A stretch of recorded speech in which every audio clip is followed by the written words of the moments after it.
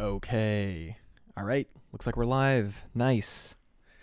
Okay. Yeah, welcome back, everybody. My name is Gabriel Quinn. I am an illustrator and a concept artist. Honestly, I don't even know what to say anymore. I love to draw, and I love talking about art, and that's really all that matters today. So, today we're keeping it super, super chill. I just wanted to kind of go live and chat with you guys. Just want to stay connected and answer any questions anyone has. Um, I have a really exciting and cool update today, which is that, well, it's not like a today update, but it's an update, which is that my March-April course, all the feedback spots completely sold out in about, I think, under 2 weeks, which is pretty crazy. So, I mean, yeah, that's kind of insane. Like, I was really surprised and super excited, especially because the material for this class is a little bit unconventional. So I don't know. It was definitely like, wow, really? You guys are interested in visual narrative? Cool. But there are still spots available for if you want to just watch the lectures. So if you want to watch the lectures, you get all your questions answered live as well. You just don't get any one-on-one time with me or any feedback for the assignments. But it's still an incredible value just to watch the lectures if you guys are interested. So the link, I believe, is still in the description, so you guys can check it out for the March course on visual narrative. It's a visual narrative boot camp style class. Very intense, very fun. So that's a cool update. Other than that, man, I've just been really enjoying drawing. I've been drawing a lot in my sketchbook, and I'm going to fire up the scanner soon so I can finally get all of my traditional work onto a digital platform, I guess. I have so many traditional drawings that like no one has seen, so I'm excited to do that. But yeah, today I just wanted to answer questions and make myself available for anyone who's, wondering X, Y, or Z about whatever. So, CJ's in the chat. Welcome, CJ. And I'm just going to double check that. Yeah, it's so funny. I set up a YouTube bot to be able to, what's the term? Ping everyone in the Discord when I go live, but it just doesn't work for some reason. So I'm going to copy the link. And I'm just going to let people know that I'm live. Here, let me do that right now.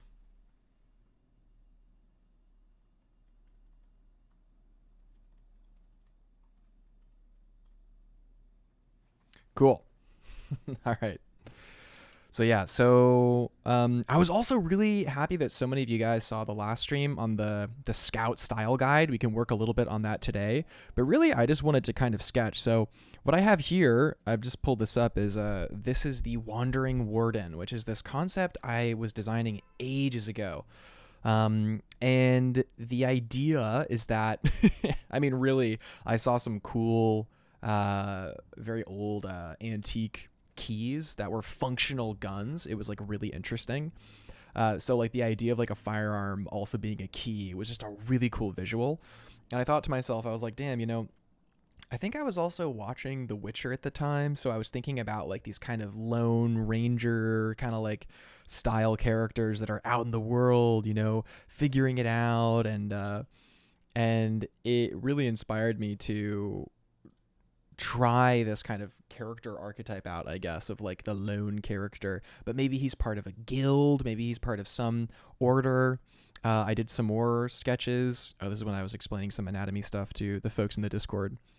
But let's see. Yeah. So I did a bunch of sketches here, basically for this world building project. The world building project, it was interesting. It was essentially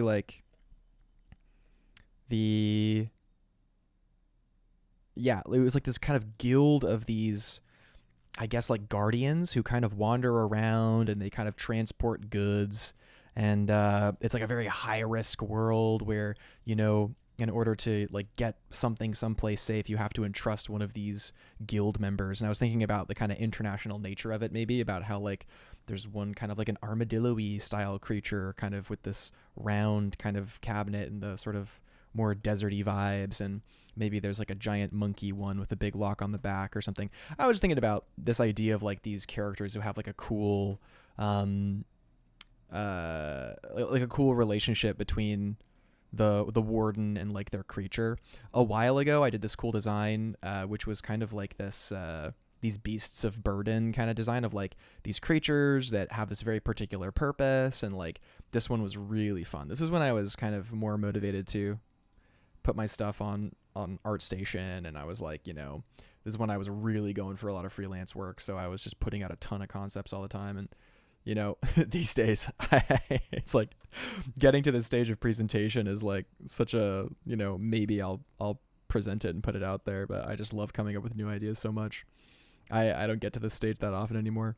But yeah, this creature was fun, this kind of like roaming creature, and it's like this idea of like very grounded creature design where it feels like it could be real, but then also having this like cool functionality. So this is where I'm at with this one, where it's like very, I guess like I'm going in kind of like a painterly direction in a way, I'm kind of going back to some old roots of just like hard round brush, just painting it out, trying new things, and just kind of like using lasso tool and whatnot, which is pretty fun.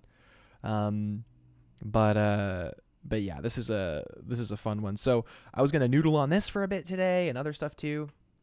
Oh, we got Antonella, welcome. Meandy's here, welcome. Awesome. Absolutely love the bull. Yeah, it's really cool. It's like a Highland cow kind of style creature.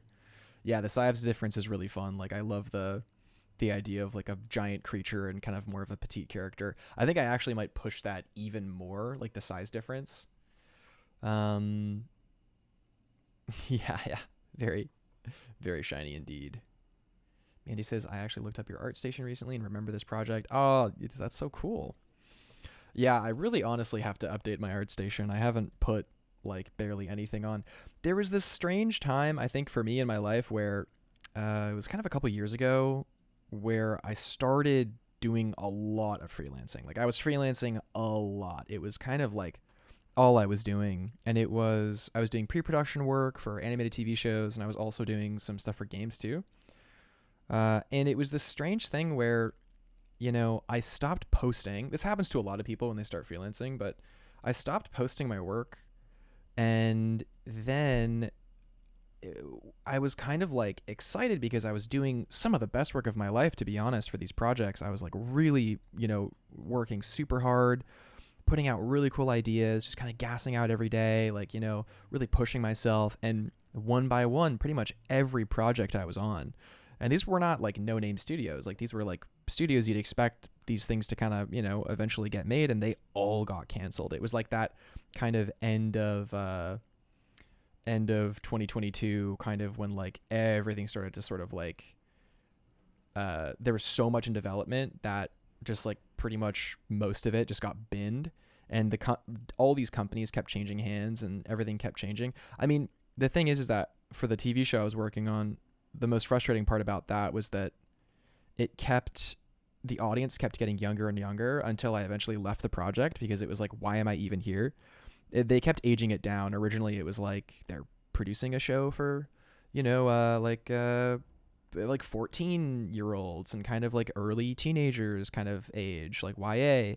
And then it was a little less like, oh, we're thinking about like, 8 to 9, 8 to 10. And then it kept going down until it was like, they were trying to make a show for like 5-year-olds, like a kid show. And it's just like, it basically wiped all concepts we did off the face of the earth. Because I don't know if you know this, but depending on what programming you're doing for what age group, you have restrictions. So like, for instance, for a certain age group, you legally can't show fire in an animation. And like, there's certain things that changed, right? So it's like, if there's any sharp objects or any kind of danger in this world, all of a sudden, all that work just gets scrapped. So like, I had this weird time where all the work I did was just like redundant because of like an executive decision. It was crazy. It was like an executive was like, no, we want to go younger, better market. We'll probably make more money. Like, rah, rah, rah. And then it was like, all right, well, we got to start from scratch. And I was like, dude, I think I should be doing something else. And this was also back when there was a lot more work. So you could kind of turn things down and go like, I think my skills are be suited other places. But now it's a lot harder. So I think if I was in that position now, if I was, who I was then I might have stayed on for a bit longer to ride it out. But yeah, it was kind of wild. But it was an interesting experience kind of seeing all of my work just get stuck in NDA, like lockup. Like I've got, hundreds of pages of work that are just gone. So it's interesting how, like, after that, it was weird because I wasn't posting, but I was kind of thinking, like, oh, but when I can post this stuff, that'll be cool. But it's just all gone. Like, and you just can't show it. Like, and they won't let you show it. So it's like, the biggest shocker was the Nicholas Cole's Dead project they were able to show the work. Like, that was insane. That must have been like in contract or something. Like, I don't know how they were able to show that work. But yeah, so in any case, after that, I kind of like fell out of love with posting on ArtStation. That's also when I started streaming as well. And that kind of became like a primary mode of sharing my work, where I was just kind of like, you know what? I guess I'll just, stream the stuff I'm working on. And it kind of makes it harder for people to steal as well. Cause like who's going to skim my stream and like take screenshots and steal ideas. So it's kind of cool how like a lot of my work exists within this like ephemeral, 200-hour plus of me talking online on the internet. But yeah, anyway, I digress. So this guy, yeah, this keyword, it's a concept I love. Oh my God, wait, so many people joined. Auroras is in. Welcome, welcome, welcome. The colors look very nice. Thank you. Yeah, well, I'll talk more about that because there was a lot of questions that you guys had about colors earlier. CJ says the chest metal looks awesome. Yeah. It's thank you. Mandy says, how did you end up getting freelancing gigs? Honestly, most of it was people reaching out to me and like letting people know that I was available for freelance. Like, you got to think that if someone is trying to hire an artist like you, if they don't know you and there's no way they're going to see your work, they can't hire you. Like, it's a very logical thing. Like, it's just impossible for them to hire you if they don't know you exist. So you have to really make yourself known in some way. And you don't have to be like, super aggro, like, give me a job. But you can say like, hey, yeah, I'm trying to get hired for this. I'm working really hard, and, keep me in mind if anything opens up. And you'd be surprised. You'd really be surprised. But most of the opportunities I got was like cold calls, like people just hitting me up out of nowhere. Just like seeing my work online or something, and that's how I would get freelance. But dude, these days, I mean, here's the thing is that if something cool would come along, like I would 100% do it. Like obviously I would do it, but I've been really enjoying putting more of my energy towards education rather than freelancing recently, because I'm actually able to do the work that like I like. Like I'm able to do this piece, and what's cool about this piece is this is going to be a very usable piece for the upcoming class on visual narrative. And like this is going to be kind of a piece to like an example piece of like certain concepts. So that's kind of cool. Let's see. Arnold Design says, is there anything you do to make art fun so you're consistently looking forward to drawing? Yeah, which is kind of drawing what I'm interested in, really. That's kind of the main thing to do, I think. Like, in my opinion, to become an artist is like you're seeking to understand something about the world. You're seeking to understand something about yourself, or who knows. But if you follow your interest, you're gonna end up in a really strong spot, really. Paige says, this is so cute. Thank you very much. I appreciate that. Pajiji, I see from the server. Nice. Mandy Draws says, I watched Chromomoma video. That guy seems really chill, to be honest. And he said that he got into an art block because all his projects got canceled, and that was very demotivating. Yeah, it's like, dude, there's nothing. It's like, it just to me, right? Because I have a lot of friends who are like, they've been freelancing for a long time. They've been in the game for a long time. I have a lot of friends who are freelancers, and the ones that I see do really well are the ones that are like not phased. Like they're not really phased. They're like, oh, cool. Yeah. I'm going to do this, and then I'm going to, get the next gig. And it's like really about the paycheck. It's like, they've done like 100 pages of work, and they're like, all right, nice. Like that's a nice paycheck. Next project. It's like, they don't care if the work leads to anything. And I think it's important to recognize if you're not that kind of person. And I thought I was that kind of person, and I'm not that kind of person. It turns out I care a lot. Like, I care so much about the things I create. And when it just goes into a void, it feels like it's going against what I believe, you know? So I don't know. Seth says, yo, what's up, Gabe? What up, Seth? Seth is the real homie. Seth, I was playing Commander the other day, and dude, I got a turn 4 win with Prosh. It was crazy. And I'll leave it at that. I won't bore you guys with Magic the Gathering. But that's for Seth. We played Commander at Lightbox, which was fun. Paige says, just press the concept art button. So true. So real, so true. Ryan says, currently viewing stream in nature. Dude, that's amazing. Heck yeah, Ryan. Let's go. Paige says, currently making a 3D model for a project that'll probably get canceled. Fair. I mean, the thing is that, like, there's the thing that you're always gaining, even if your project gets canceled, is you're gaining insight and skill, you know? Like, I learned a lot from all the projects that got canceled, and the last thing I ever want to seem is ungrateful or, like, I don't know, like, elitist in terms of, like, mindset around art. Like, obviously, like, you know, working as an artist is just such an incredible gift. And if you're able to do it, that's fantastic, regardless if the project gets canceled or not. Because, you know, people try running a business and they have to close because it's not profitable, and, like, that happens too. So it's like, you know, it's a part of life, things getting canceled, for sure.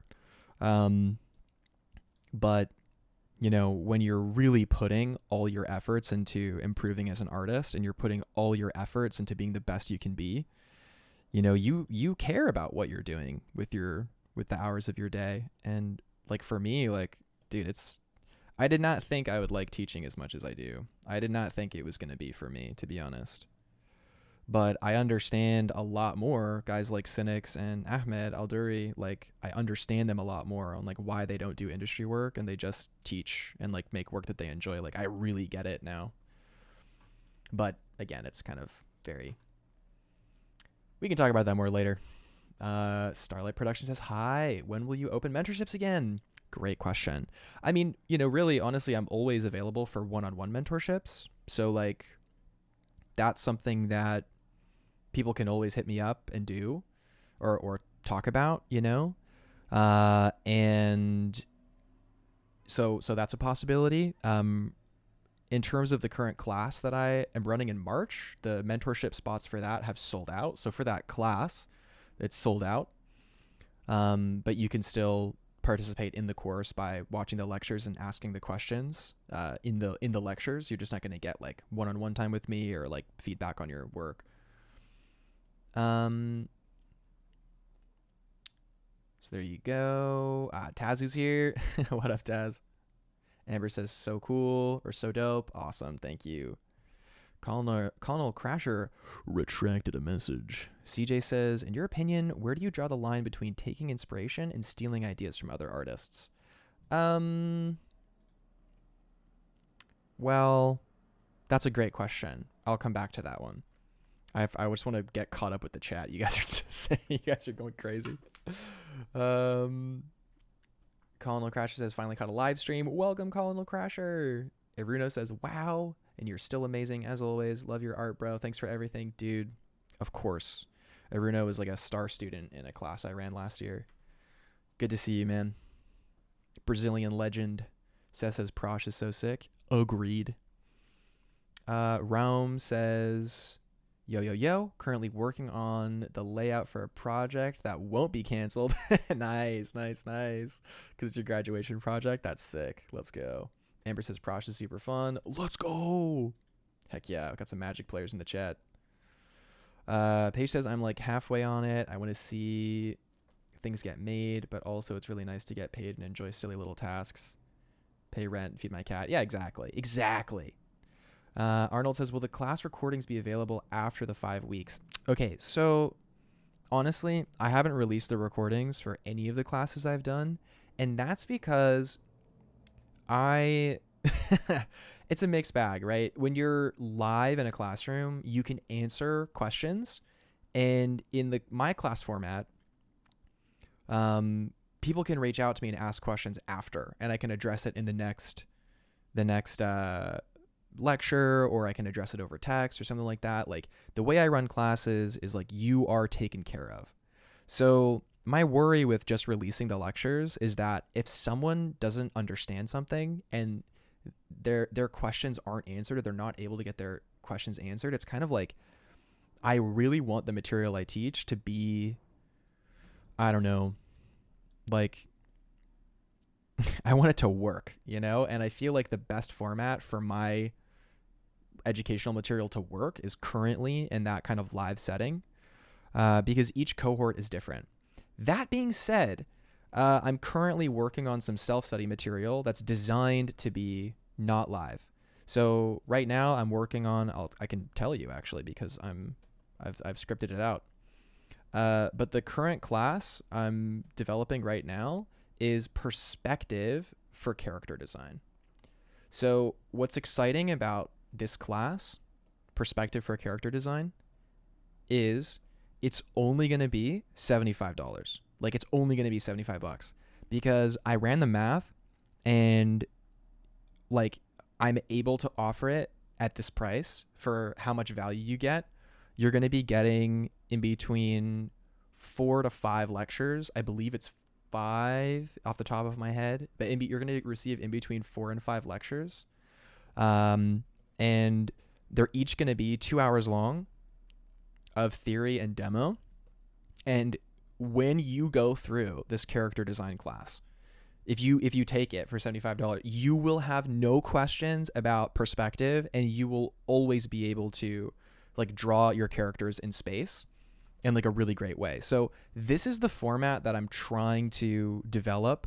The thing is that, in order to do that feasibly, like, for instance, like, if this class, like, at $75 succeeds, then I'm able to create another one, because what that does is it affords me time to like develop the next one, right?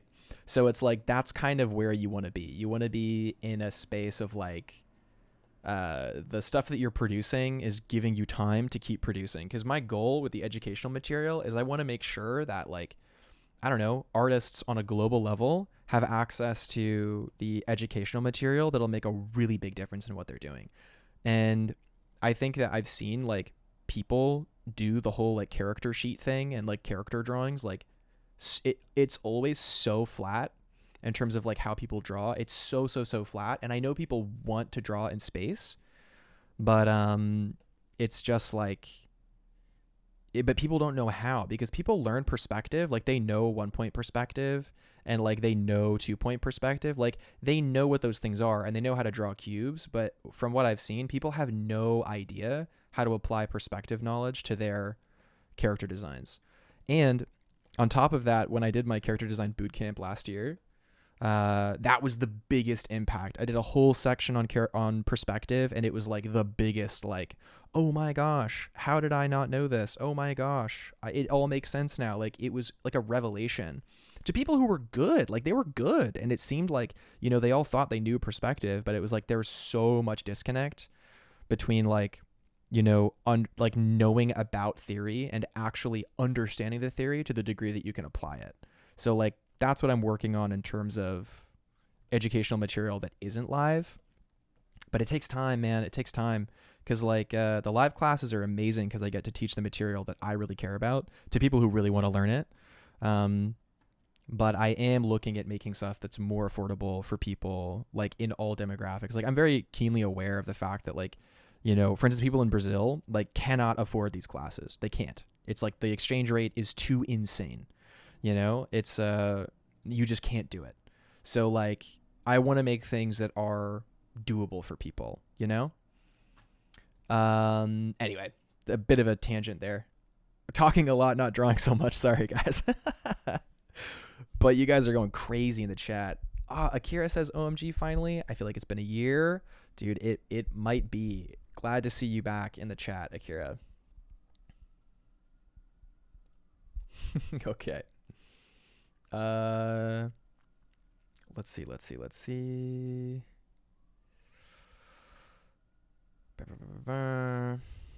Yes. Okay, cool. Awesome. Taz says, I have a question about Photoshop because I couldn't find a solution online. Every time I import a brush pack, it disappears. I'm going crazy. Okay, interesting. Disappears? I don't know.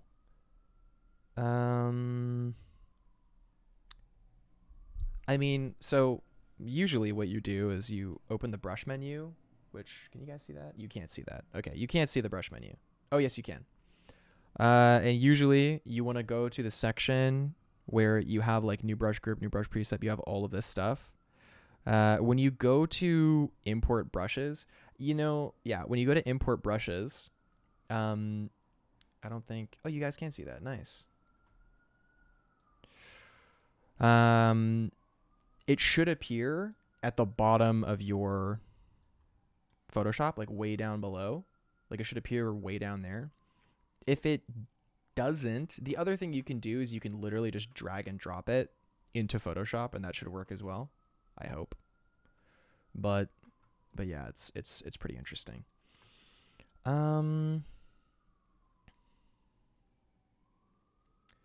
Taz says that lecture was good. Oh yeah, the perspective for character design.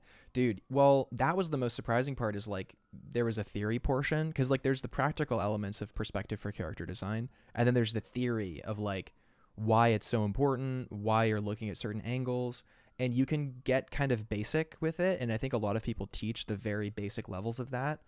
Like looking down makes them meek, looking up at them makes them imposing, but it's like there's so much more. There's like so much more.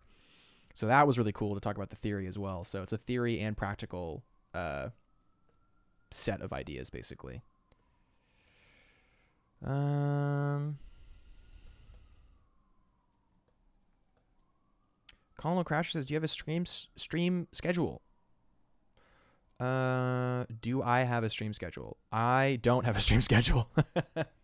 Very long ago, I had a stream schedule, but I do not have a stream schedule right now. Partly because my normal schedule, regardless of streaming, is like insane. So I have no idea what my weeks look like from week to week. So I can't predictably have like a set stream schedule. However, later this year, what I'm looking for is because I'm going to be moving. So unfortunately, it's unfortunate, but I'm going to be moving out of New York City. Oh man, it's been a great run, but life is pulling me in other directions. And that's okay, you know? It happens. But my obligations are pulling me in another way. But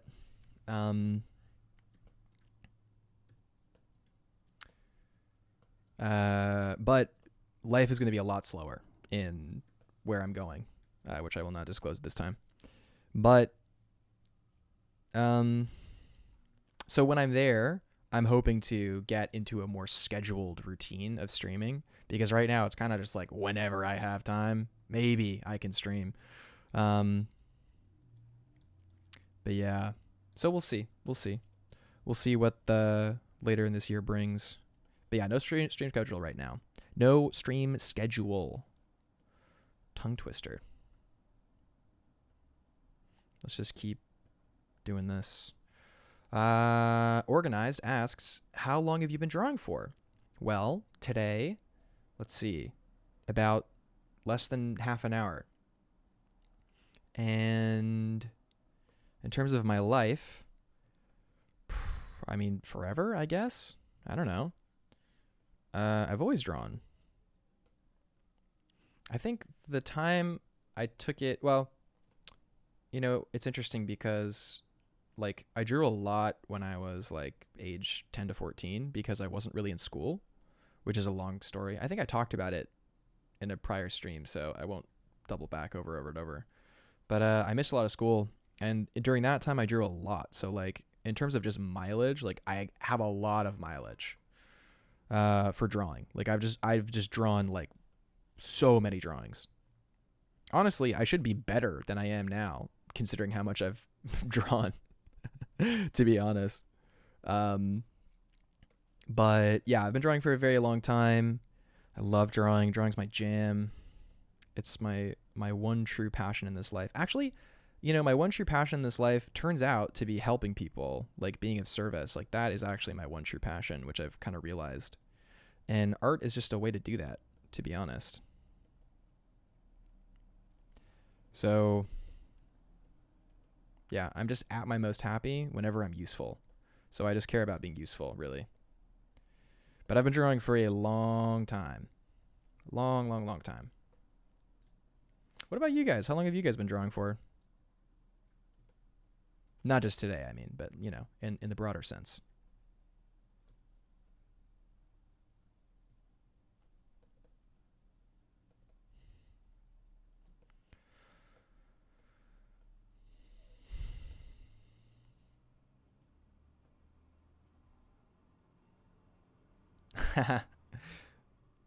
Tazu says Gabriel's finally moving to Brazil. Oh, dude, I would love to move to Brazil for like a time in my life. Like if I could move to Brazil for about a year, I think. Like 1 year, I'd be so happy. I would be so happy. Maybe one day I can do that. It'd be cool if I ever wanted to do like a year abroad, like when I have kids in the future or something like that. Like that could be really fun to go to Brazil and like have a bit of an international experience. The come. Dude, the come to Brazil meme is so real. And then Orion says Gabriel's stream thumbnails are so underappreciated. Dude, honestly, I think the thumbnails are the only reason like anyone watches my VODs. Like I think like the thumbnails really put in work. And I try really hard with them. Like I choose fonts really specifically and like the composition is very specific. And to be completely honest as well, like the thumbnails take a while to make cuz like I'm such a perfectionist with this stuff. So like sometimes the reason why I go so long without streaming is just cuz I don't have time to make a thumbnail.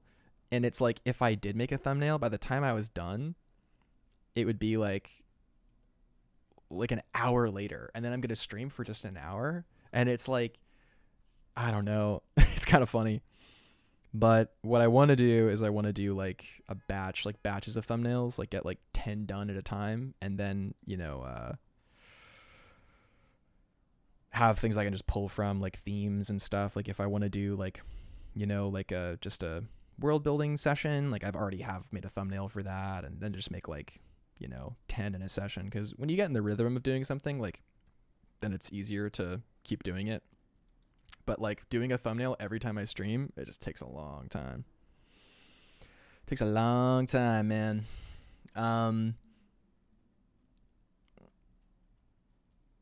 Antonella says, used to draw a lot as a kid, but fell out of practice when I went to university for something else. Really want to pick it up seriously again.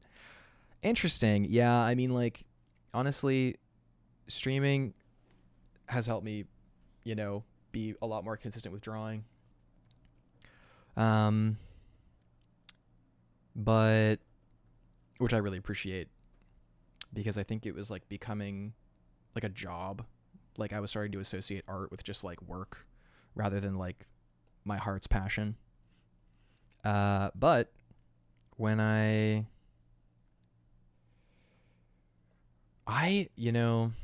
dude, I never ever settled for anything other than art, man. Like I was so stubborn. Like when I was younger, I was like, I'm gonna be an artist. I'm gonna be an artist. You can't stop me.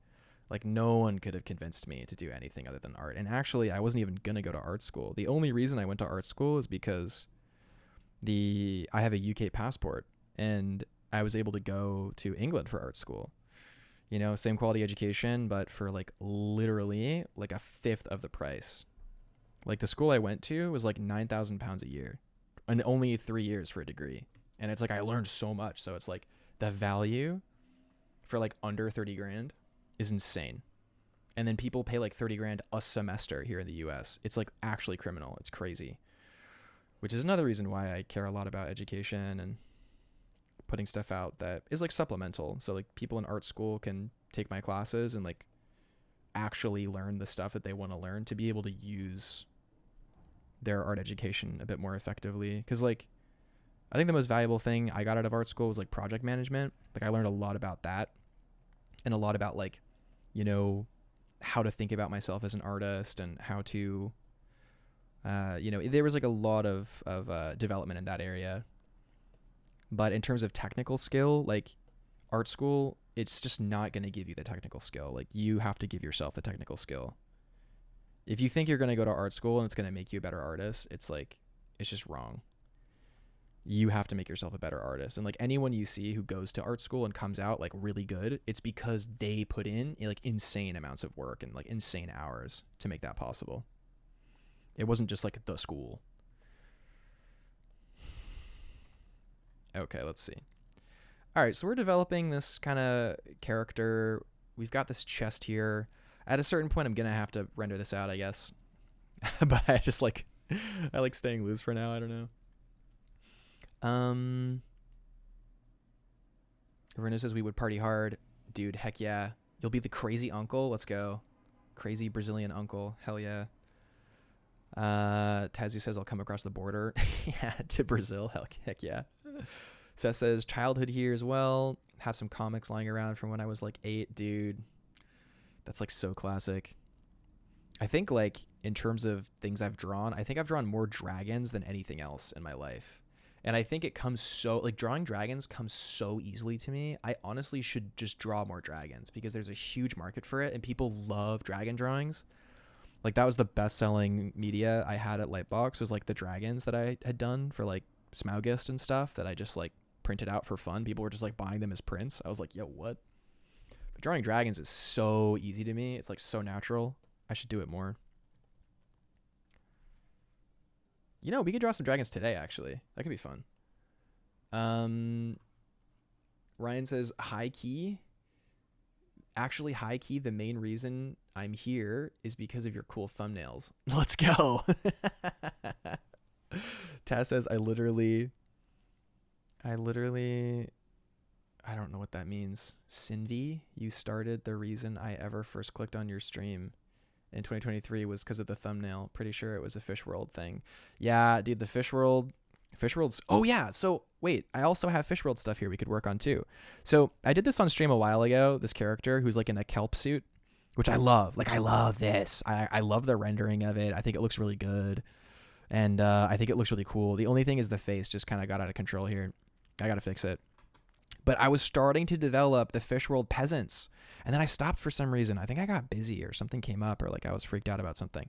But we could work on some Fish World stuff today too, actually. So maybe we've noodled on this for too long. Let's switch to some Fish World stuff.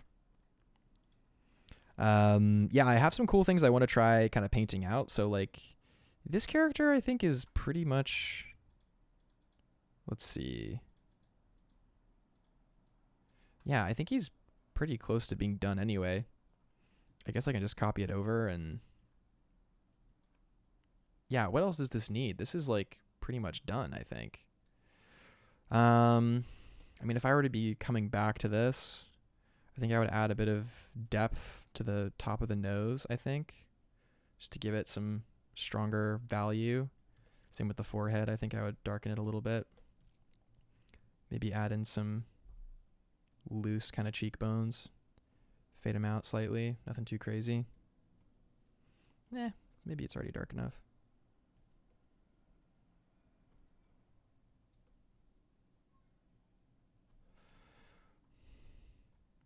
All right, starting to look a bit better. And then the nose in general, like the nostrils are off here, I think, personally. So when you're underlighting something, typically you are kind of illuminating the like planes of the surface or whatever that you're illuminating that are facing the light source. So like for the nose, because it's a slight angle, that looks way better already. I kind of like the weird shape of the nose though, so I want to preserve the kind of wide nose. I think it's like a cool look. Because like I think that for Fish World in particular, which for those of you who don't know about the Fish World lore, I feel like I just drop it like to like everyone knows what I'm talking about. Fish World is a world building project I started a couple years ago It was when I was doing a mentorship with a really fantastic artist, Michael Ralph. I sought him out because he had the absolute chillest mindset. I would highly recommend his Patreon, actually. I should link it. Let me see if I can find it really quick. But yeah, he mentored me for a few months, and I remember there was a certain point where like I knew I needed to just like go crazy for like a month or like take a break. So I took the month of May off just completely. I was like, I'm not going to draw. I'm not going to do anything. I'm just going to, take a break. And it was my most prolific art month of my life. Like I made like 3 designs a day for the entire month. It was crazy. So that is like how, and that was the month that I did Fish World. It was like, I just couldn't help myself. I had to draw. Okay, here we go. Let's see.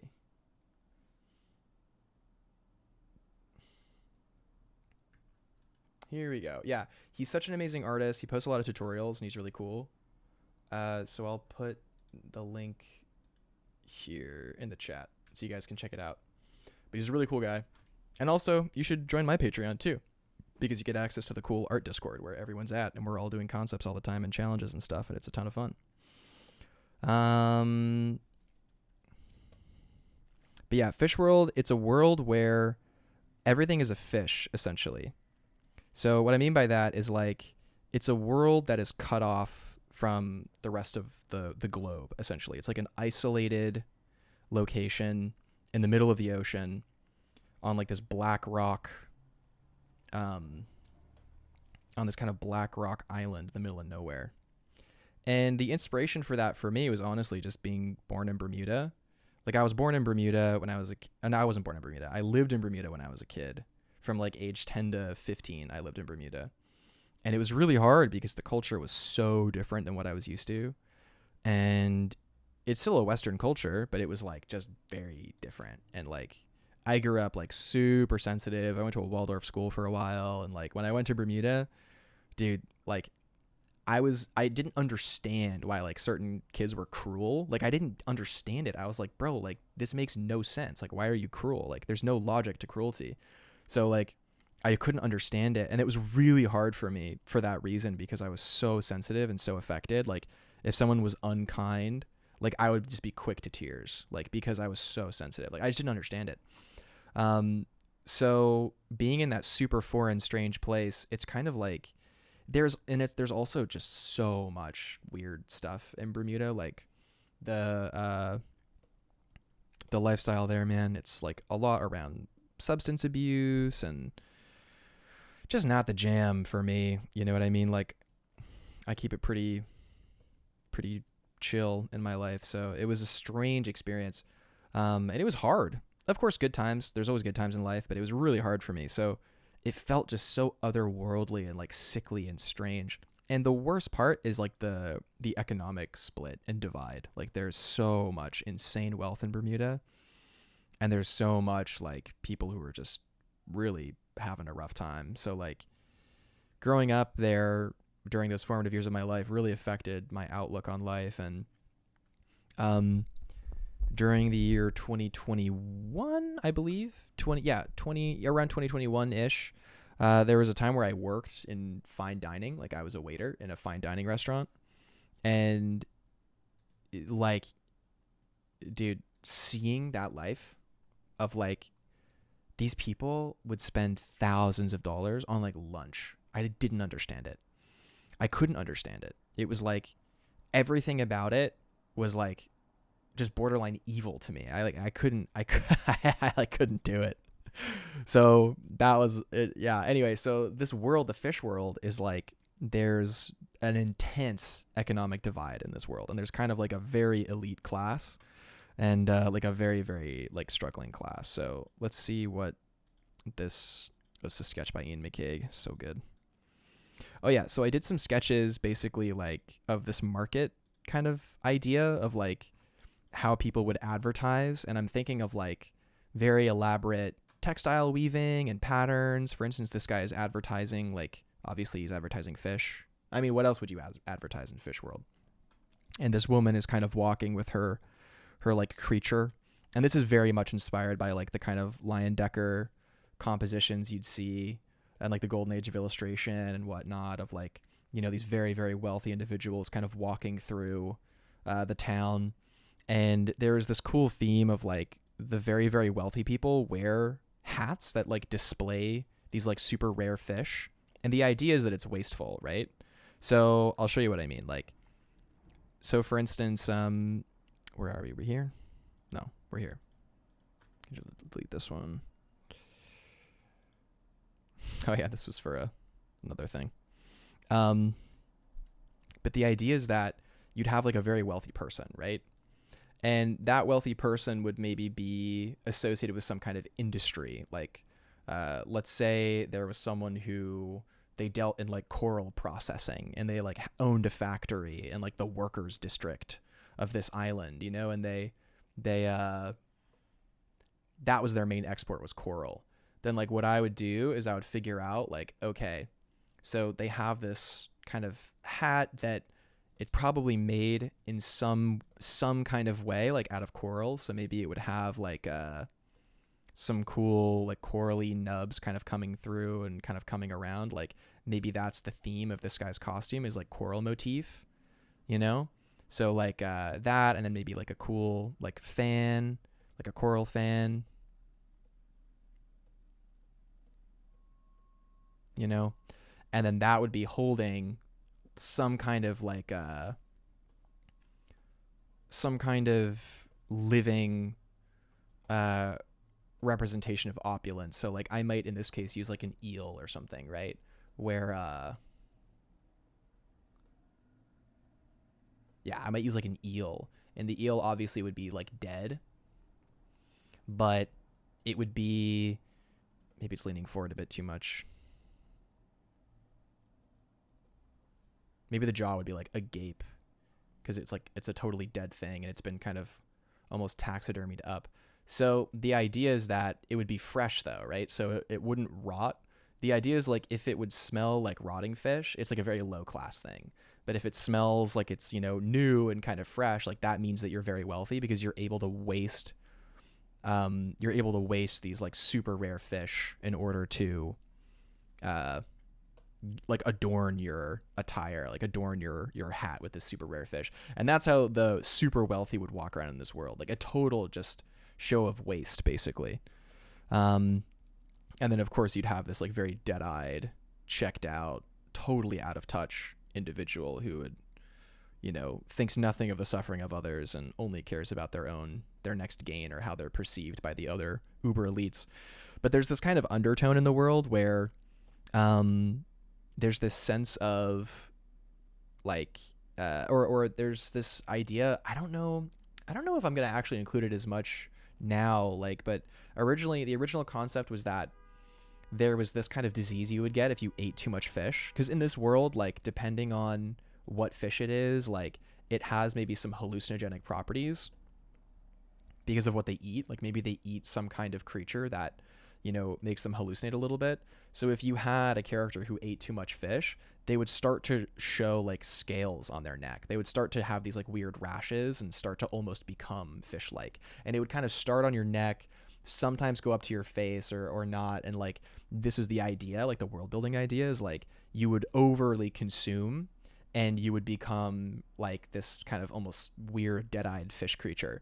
But, you know, the uber wealthy would, the way they dress is they cover their necks. But it's like a weird thing, because it's kind of like it's a very upper class thing to do in this world, to cover your neck. But it's sort of assumed that all of these people are like, you know, clean people, you know, kind of like how back in the day in like hospitals, like if you were a man or a doctor, the idea was that because you're a gentleman, your hands are clean. And then like their patient would die of sepsis because their hands were not clean, because they would do like an autopsy and then go do an operation. Like that's real human history, is like we just thought that people's hands were clean because of their economic class. Like it's crazy. So that's kind of like in this world, right? So they think that these very wealthy people who are like the elites of the world, like, oh, there's no way they could be, you know, wretches just like us. But of course they are. And of course they pay a very high price to like skilled physicians who can remove these scales and, you know, fix their ailments and stuff. So like that's another element too, is like the kind of cosmetic side of the world. So it's like a very well developed world in terms of ideas, and I can bust out like quite a few concepts for it like pretty quickly because it's such an established world now. The problem is that there's too much to draw, so like I can never finish it. Originally, what I wanted to do is like, showcase the world in like 10 pages and then be done.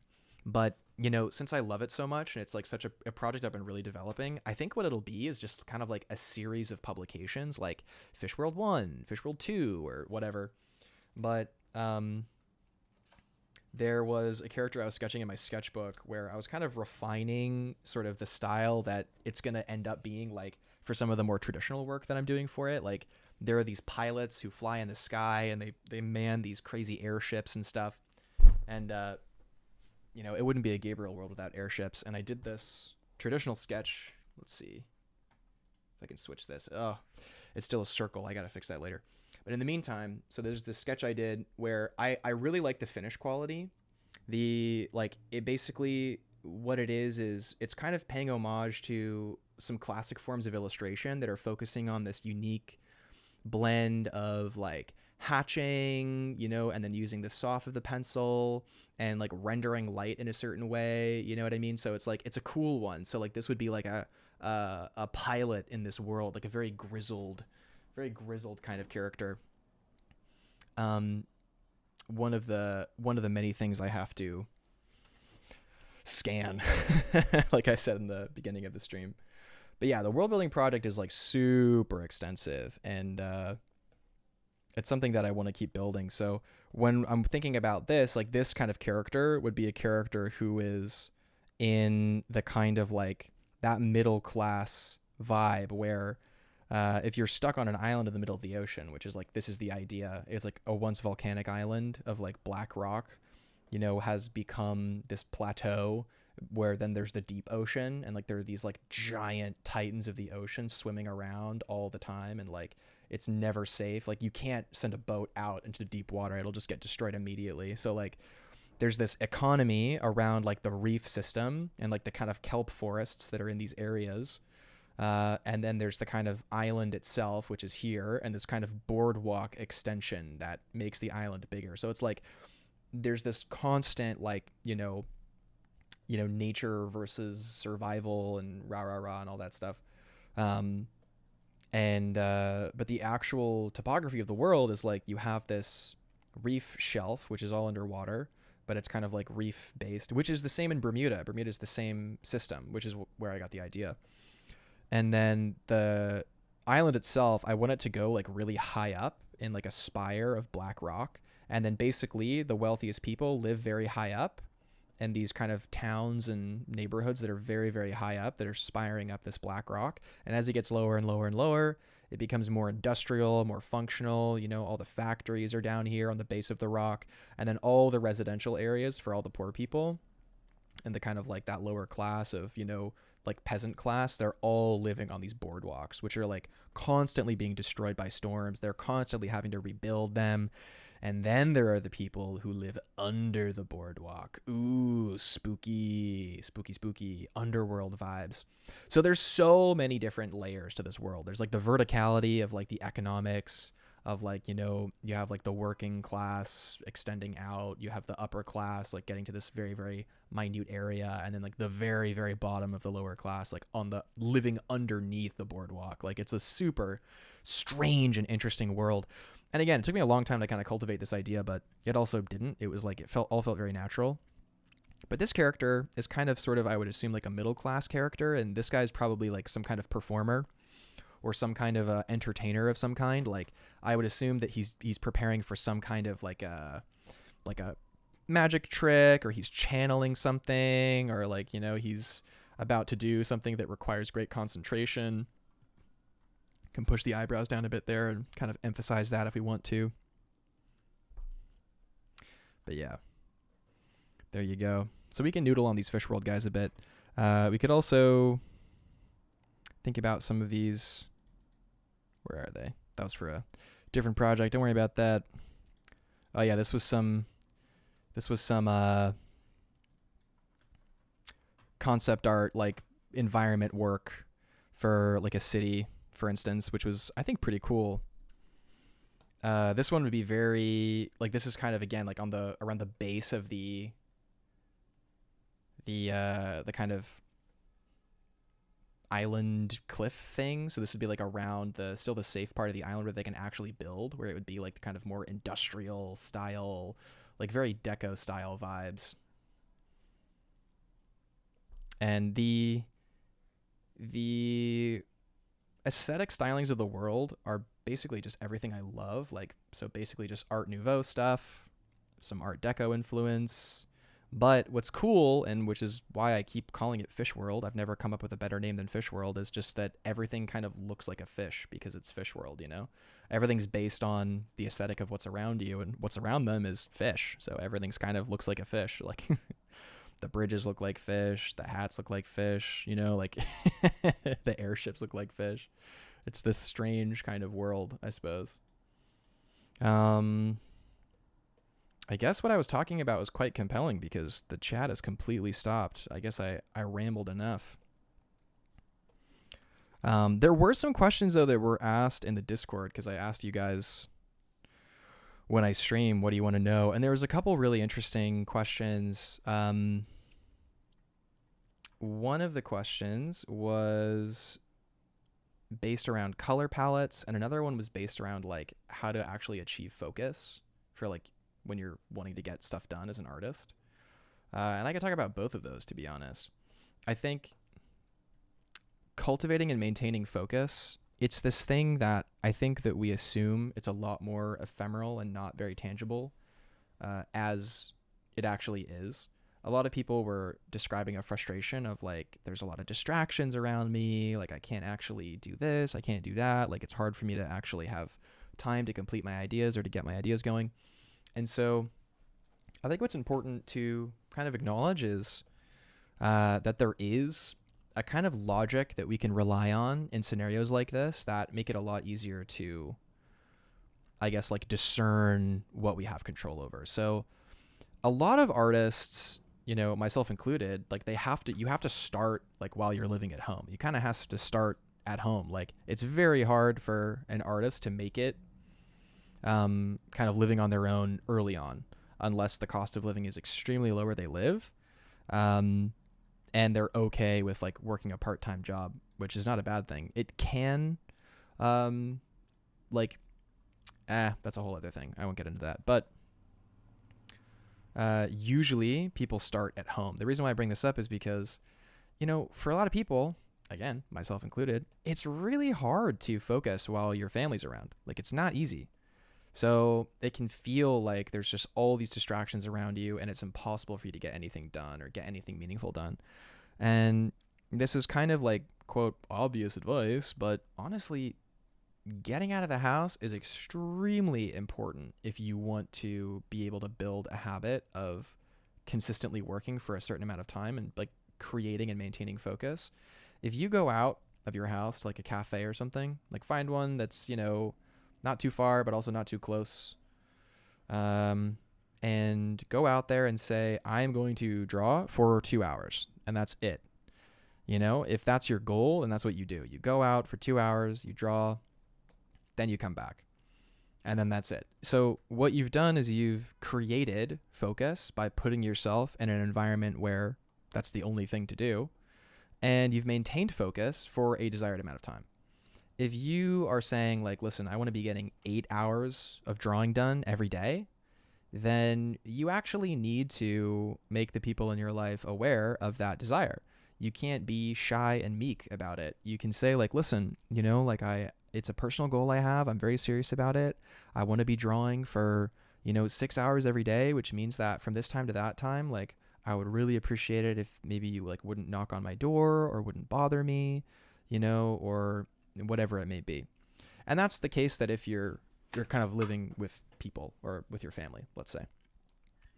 The next thing I would say in terms of creating focus is focusing on what I said prior with the cafe example, which is that you need some kind of set parameter. It's a lot easier to sit down and focus when you know it's finite. So like if you literally say like I'm only allowed to draw for like, for 4 hours here, like, and then I have to go, you're going to be focused for those 4 hours. You're not going to be sitting there twiddling your thumbs. But if you wake up in the morning and go, oh, well, I guess I have to draw today, and you start drawing, and you're not that fast, and your drawings don't have a lot, there's not a lot of purpose, and you're not really focused, and then you haven't really gotten anything done, even though you've been drawing for like 2 hours or something. You don't have a purpose or an intensity around it. Then next thing you know, you're like, oh gosh, I'm really not getting anything done. Then you go on your phone, maybe you play a couple games, you kind of wait for yourself to, quote, get inspired or whatever. And it just doesn't work, and you find yourself kind of like back at square one where you haven't really gotten anything done, and you feel kind of bad. That also happens all the time. Like, it's super normal to happen all the time. So that's like, again, another scenario you don't really want to be in, let's say. So creating parameters, saying I'm going to draw for 90 minutes and then I'm going to stop and I'm going to make lunch. Or I'm going to draw for 90 minutes, I'm going to stop, I'm going to do my laundry, and then I'm going to do something else. Like, because you have so much to do in your life all the time.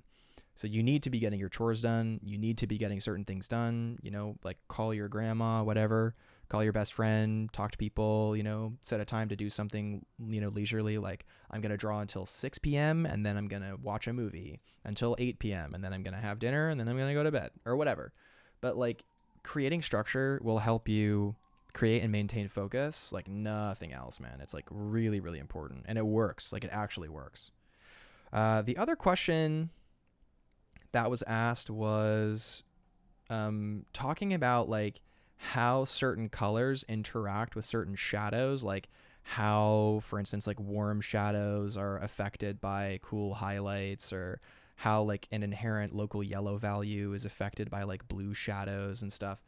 And those questions were kind of interesting because it was very like a painter's question. Like, this is a question you ask, like Nathan Folks or somebody. But for some reason, you guys ask me these questions about color and light and all that stuff. So I'll do my best.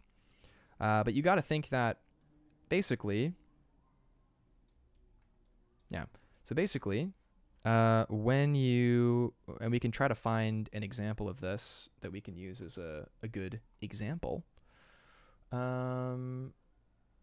Whoa. Okay, I think my page lagged because I think I missed like every single message you guys sent in the past since I dropped the link.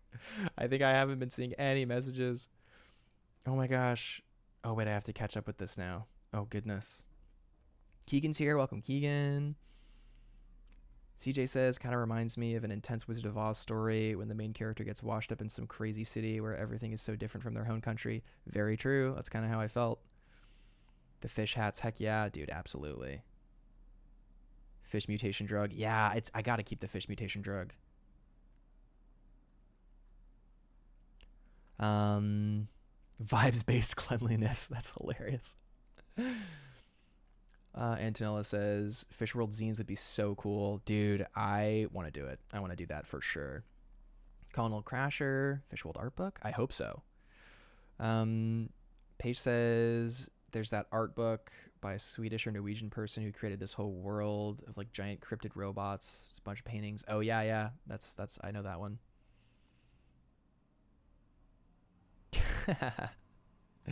Crab people. Yeah, dude, the crab people. Fish World story time, dude. Absolutely. Welcome, Terushia. Awesome. Okay. Oh, see you later, Keegan. Okay, we're back. Cool. Crazy, my grandma literally just called me. Dude, grandmas are the best. I love my grandma so much. She rules. So yeah, you guys were talking about color palettes and whatnot. So when we're thinking about color palettes in particular, and like how light and color works, you got to remember that, number one, it's just physics. What we're talking about is just physics. It's not some secret thing that you'll never understand. It's just physics, which means that you can absolutely understand it with, actually not that much work. Like, it's not that much work. But finding examples and focusing on, having keen observations will help a lot in your efforts to improve your work, right? So we got some dark figures here. We can kind of select this back again. I'm just dropping in some values here, so we have some kind of like, I don't know, some drama going on, I guess. And we can even add some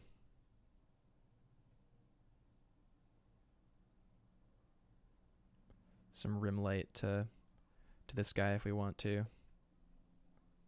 around the shoulder pads and whatnot.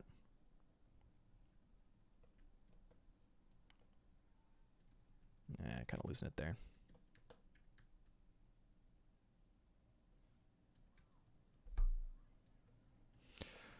But yeah, it's just physics, really. Like all these ideas, these theories, all of this stuff. Like,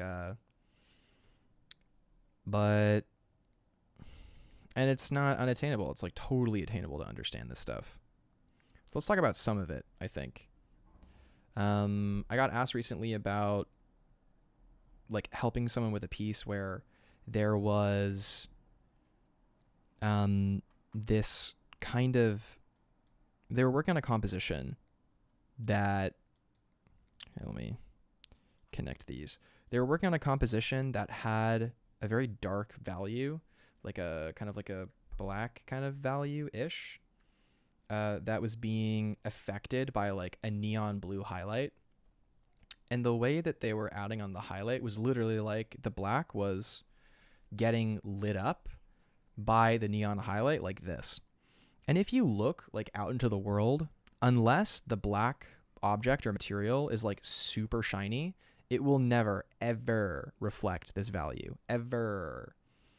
So instead, what happens is it just gets like a little bit lighter. So for instance, if I had an object that was like a black object, I'll do a few things in a row, I guess.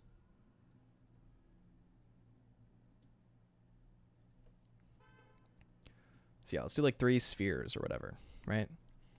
And they're different colors. So like one is gray and one is like close to white even. And they're all being hit by the same bright light. Let's see. Let's do a new layer, clipping mask. So let's take that neon light that we had before.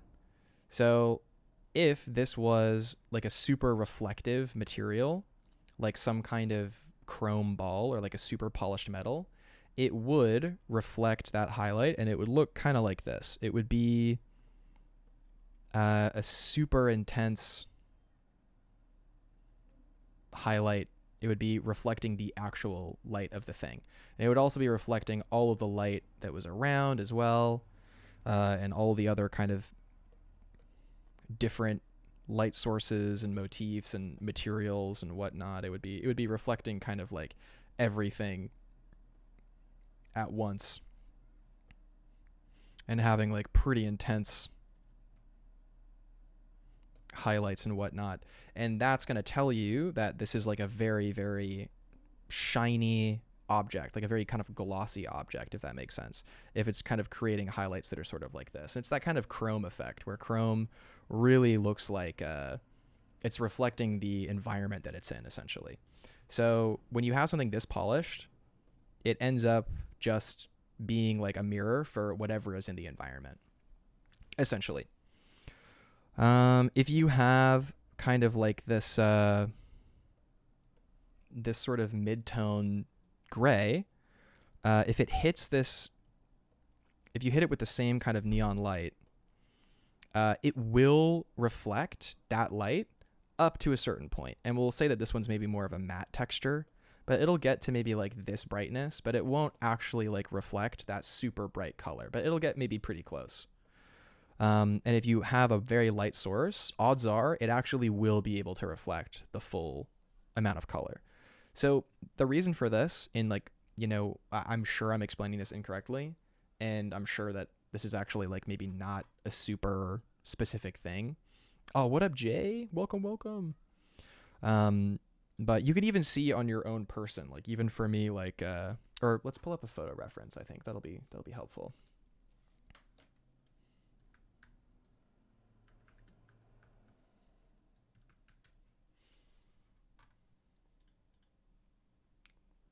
Okay.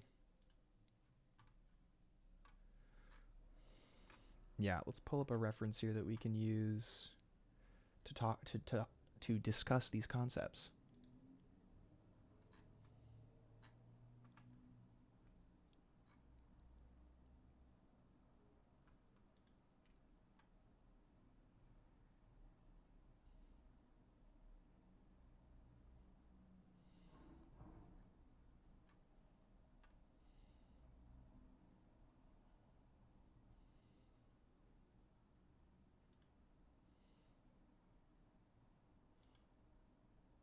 Okay, this is pretty good.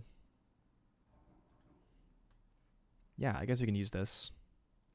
So here's an example just kind of off of Google Images. And we have a subject here with some pretty intense light sources. So there's a light source coming from behind, and it's really, really bright. It's a bright neon light.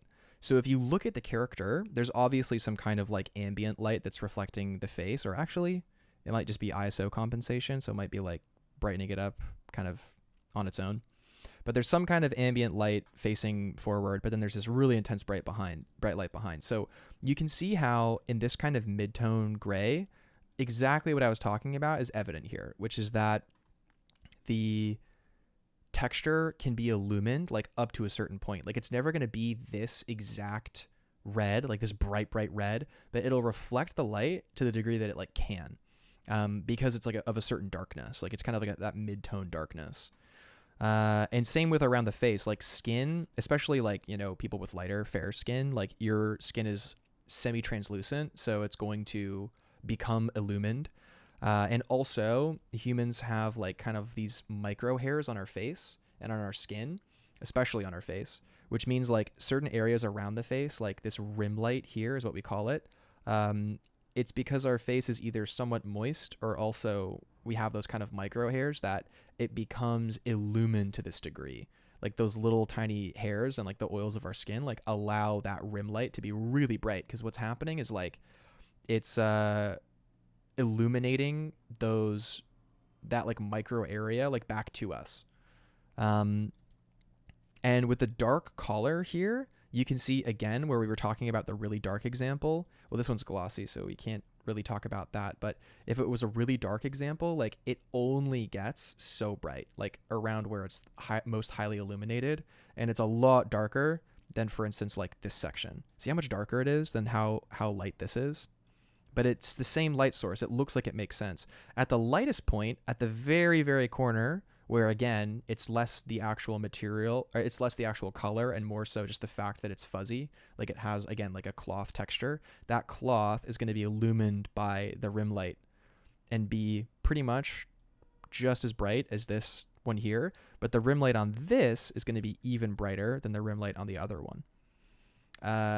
So when you're looking at examples like this, just pay attention to the local values and how it's interacting with light.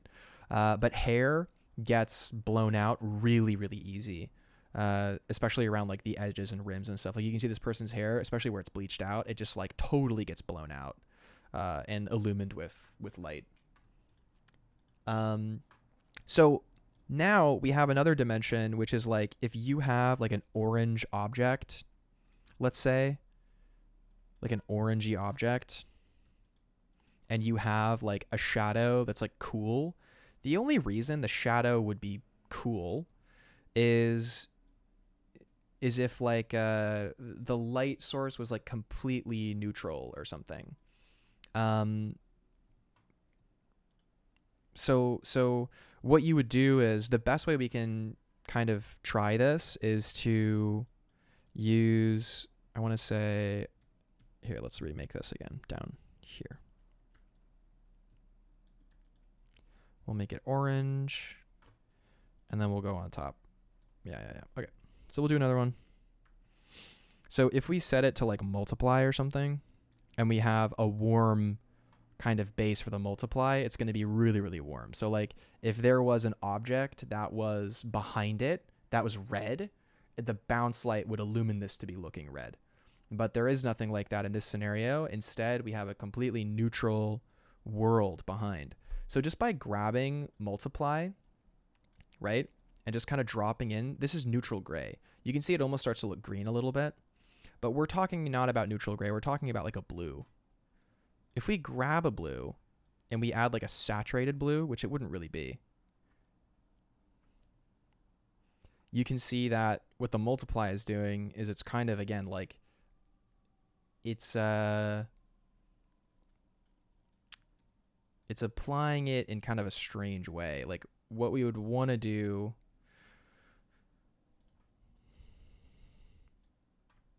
yeah, because you can't just blow over the local value. So like if I added kind of a layer of blue behind here, just like a little bit, it's kind of blowing out the local value of orange, which would never really happen, you know? So instead what would happen is maybe if we turn our brush to like 20% or something, and we just kind of like gently go in a little bit, depending on how intense the shadow is, or yeah, you would get you basically would just get some form of desaturation. What you could even do is you could even push the yellow you already have, desaturate it, and kind of paint it in, because that blue light, it's going to like sort of neutralize the color, but you're not going to lose the orange, unless the surface of the orange is like super reflective. And then if you have something that's kind of blue, but blue as a pigment is very different from orange and yellow. Blue inherently is the darkest kind of value in terms of colors, because not all colors have the same value, essentially. So when you have blue and you have like a warmer, like a yellowy kind of overlap or overlay or something, depending on how dark the blue is, you would get like you'd get a varied result. Odds are, if it's something blue that's it's just like sunlight basically, it wouldn't be affected too much. It would maybe just get a bit desaturated. So something like this, right? And weirdly enough, it even feels like daylight when we do this, when we kind of desaturate it. That feels very like daylight, but it is neutralizing the hue, like the saturation.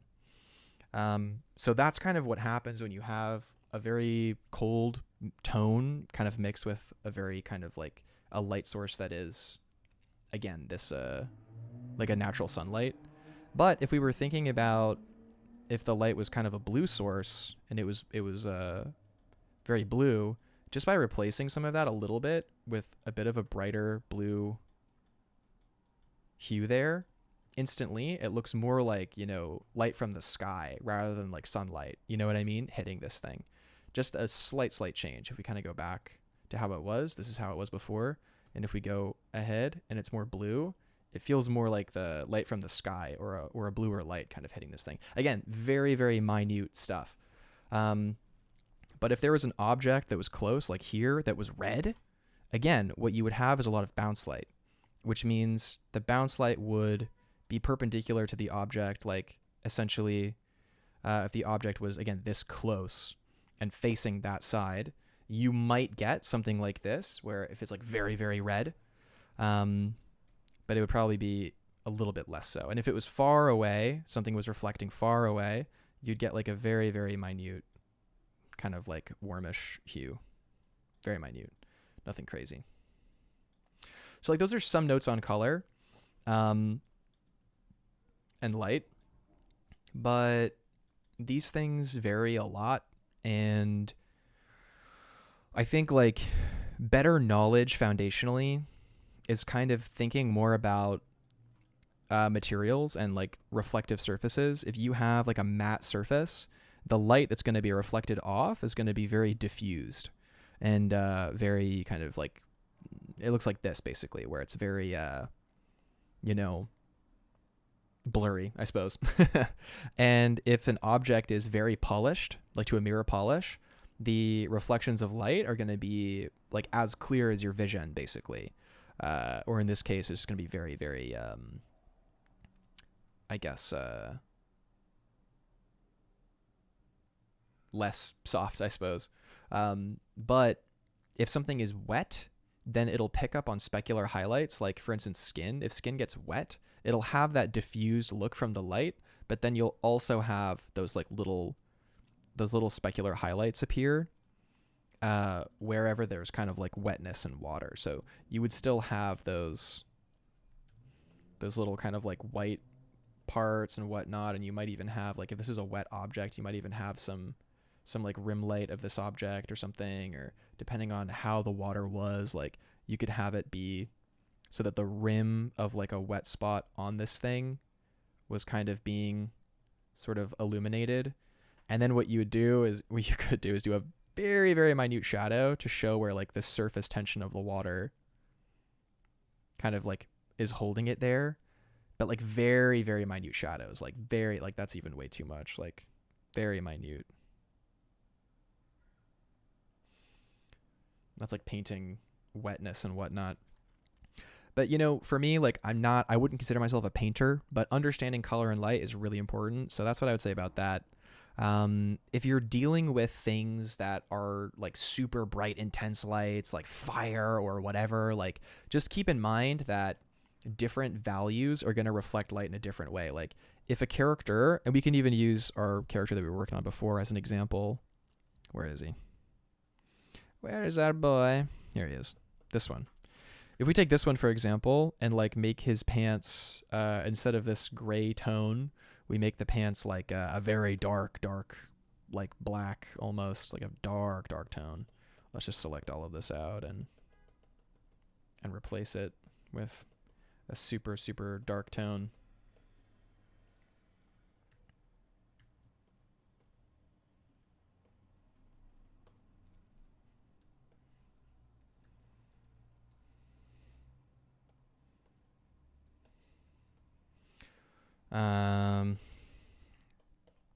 Somewhat inelegant there. But if we have something that's very dark here, like the lightest highlight that could happen is going to be like a mid-tone-ish highlight. You know? Like with ambient light. That's about as bright as it's going to get. Like the local value is so dark that the brightest it's going to get is kind of like a mid-tone-ish gray. And I'll do it black and white so you can see what I mean. Like it's very much a mid-tone. If I select the color, it's actually dark, like a dark gray down here.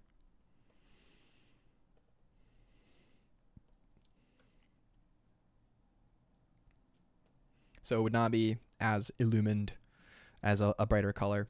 And if we made it a brighter color, like it kind of is or sort of was before, the darkest values for the shadows are actually going to be like around a mid-tone, right? So in the other one, the brightest highlights were a mid-tone, and now the darkest shadows are a mid-tone for like a lighter valued thing. So like, I think that's more important than trying to, you know, futz around too much with like how colors interact with each other and all that stuff. Just pay attention to how different values absorb or reflect light. That's what I would say about that. It's going to make your work look a lot better because the biggest tell of a lot of amateurs is the values are just off.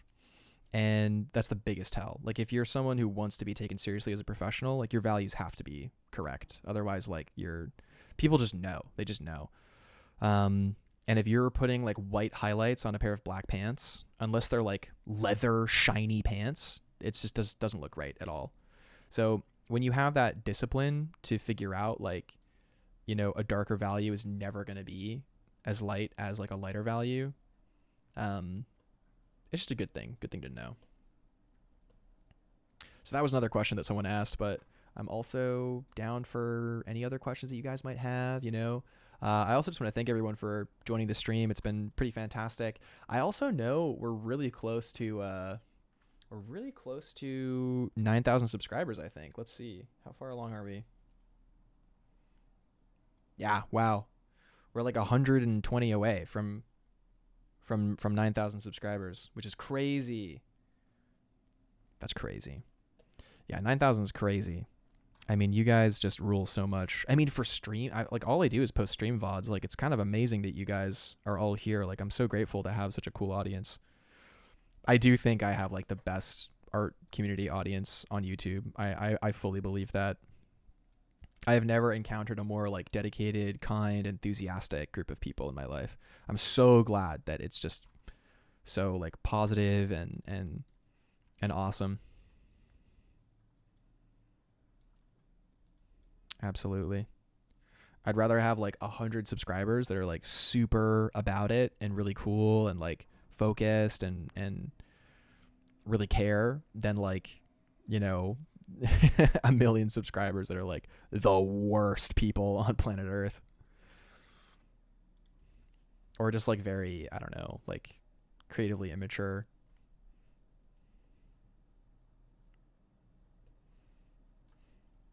Yeah, it seems like everyone who comes to my stream like really understands like the value of hard work and really understands that like this is a long journey and we're not in it for the fame or anything like that. Like we really do just want to become like extraordinary designers and artists.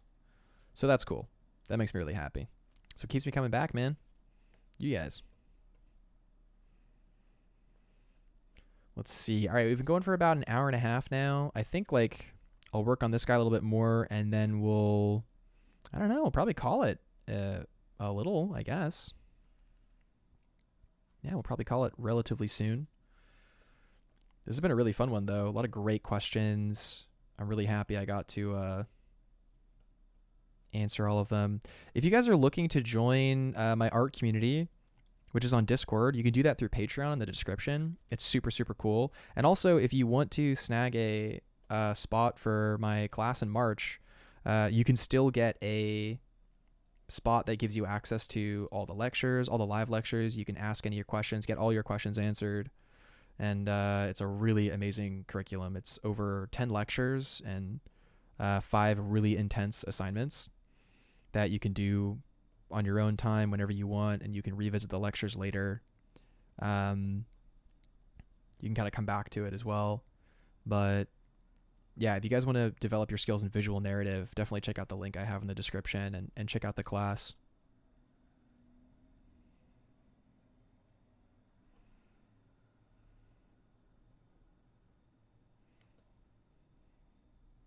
Sweet. Yeah, I love the idea that a lot of their garments are made out of kelp. Like there's something really cool about that to me. I'm wondering with this one, like how I want to finish this. I mean, I think this just kind of works well as like a loose sketch like this. I think it works well. I think I'll just leave it like this, I think.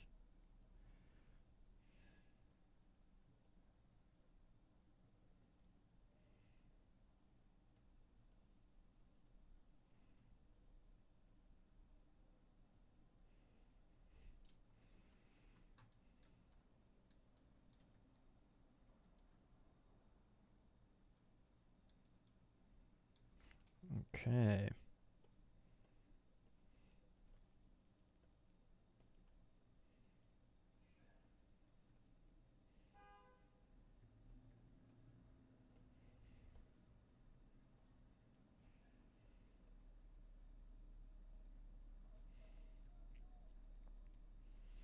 Yeah, and if you guys are a fan of these streams and you want to see more, definitely tell your art friends to check out the streams. Subscribe to the channel. My goodness, definitely subscribe to the channel. I stream a lot and I post all the VODs for free, so it's like a lot of just free educational content and that you guys can throw on when you're working and stuff like. And yeah, definitely subscribe and send it all around. And if you like this video, definitely throw it a like. What's cool is that if you guys kind of let me know in the comments like what you enjoyed about the stream or what you want to see more of, it will help more people discover the stream, which is like a big intention of mine, is that more people have access to, I don't know, this kind of like really easy Q&A material. They can get some perspective. Also a good time for a disclaimer, which is that like no one on the internet is like a authority that is perfect or anything. Like don't take take what everybody says on this platform with a grain of salt. Always look for your own solutions. Always try things out for yourself and figure out what's true. Independent investigation of the truth is the most valuable thing that you can have in your life. So always maintain your independent investigation of the truth. And yeah, just keep on keeping on, man.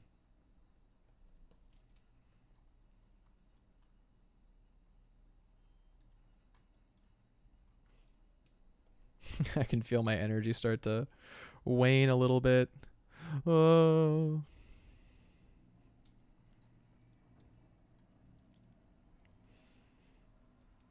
Yeah, but I like this kid a lot. This kid's cool.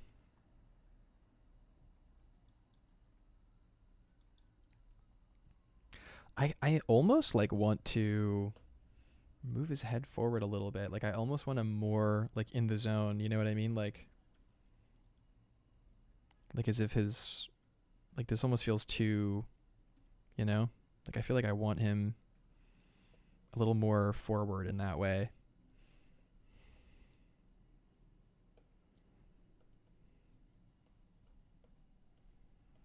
Yeah, and when illustrating, like don't be afraid to zoom in and just kind of iron out some areas, but always be conscious of what it looks like kind of zoomed out. Like that's really important. Which you guys know, but always good to reiterate.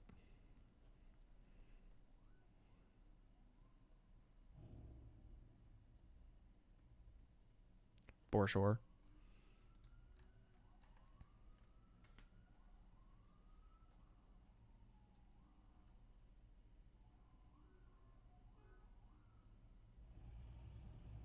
Oh man. Okay, so it looks like my client is kind of broken on my end, so I'm not actually seeing the chat change. So I think I have to let me look on another thing.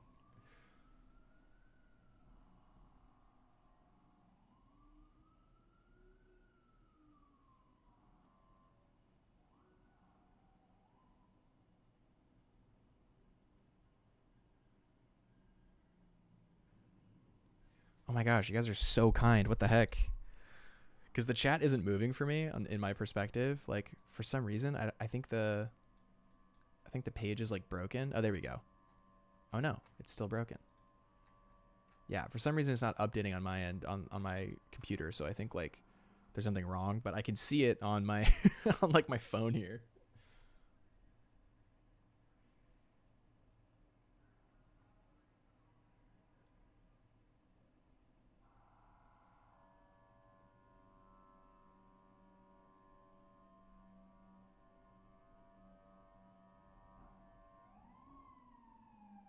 Oh yeah, that was the original question that I wanted to come back to. The where do you draw the line at taking inspiration from other artists and stealing from other artists? Well, I think that one thing that we can do is we can firmly establish like let's say yeah, we can firmly establish that visual art, right? All that visual art is the kind of creative expression through a visual medium. Like that's what we know visual art to be, right? And that can take any form. So now we talk about the kind of like how we get to a final result, right? And how we get to a final result, or I guess this is the result actually. And this is the how. So this is the how, this is the final result. So how you get to the result is kind of what makes us unique as artists, right? There's some parts that are kind of involuntary, some parts that are voluntary. It's always this balance that we're kind of figuring out and learning about, right? Balance between, how do I render this? How do I do that? Do I use line art? Do I use cell shading? Do I paint it? Do I not paint it? It's like, that's part of the how, right? In the kind of figurative sense that most of us are engaged in, let's say. Most of us are doing, figurative art, which is like you're painting things that look like things, essentially. But yeah, so the result is essentially an outcome of subject matter, let's say.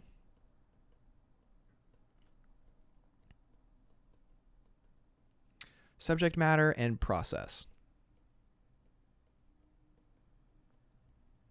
So you have those two things, subject matter and process. So the subject matter part is mostly to do with taste, like what you like, you know?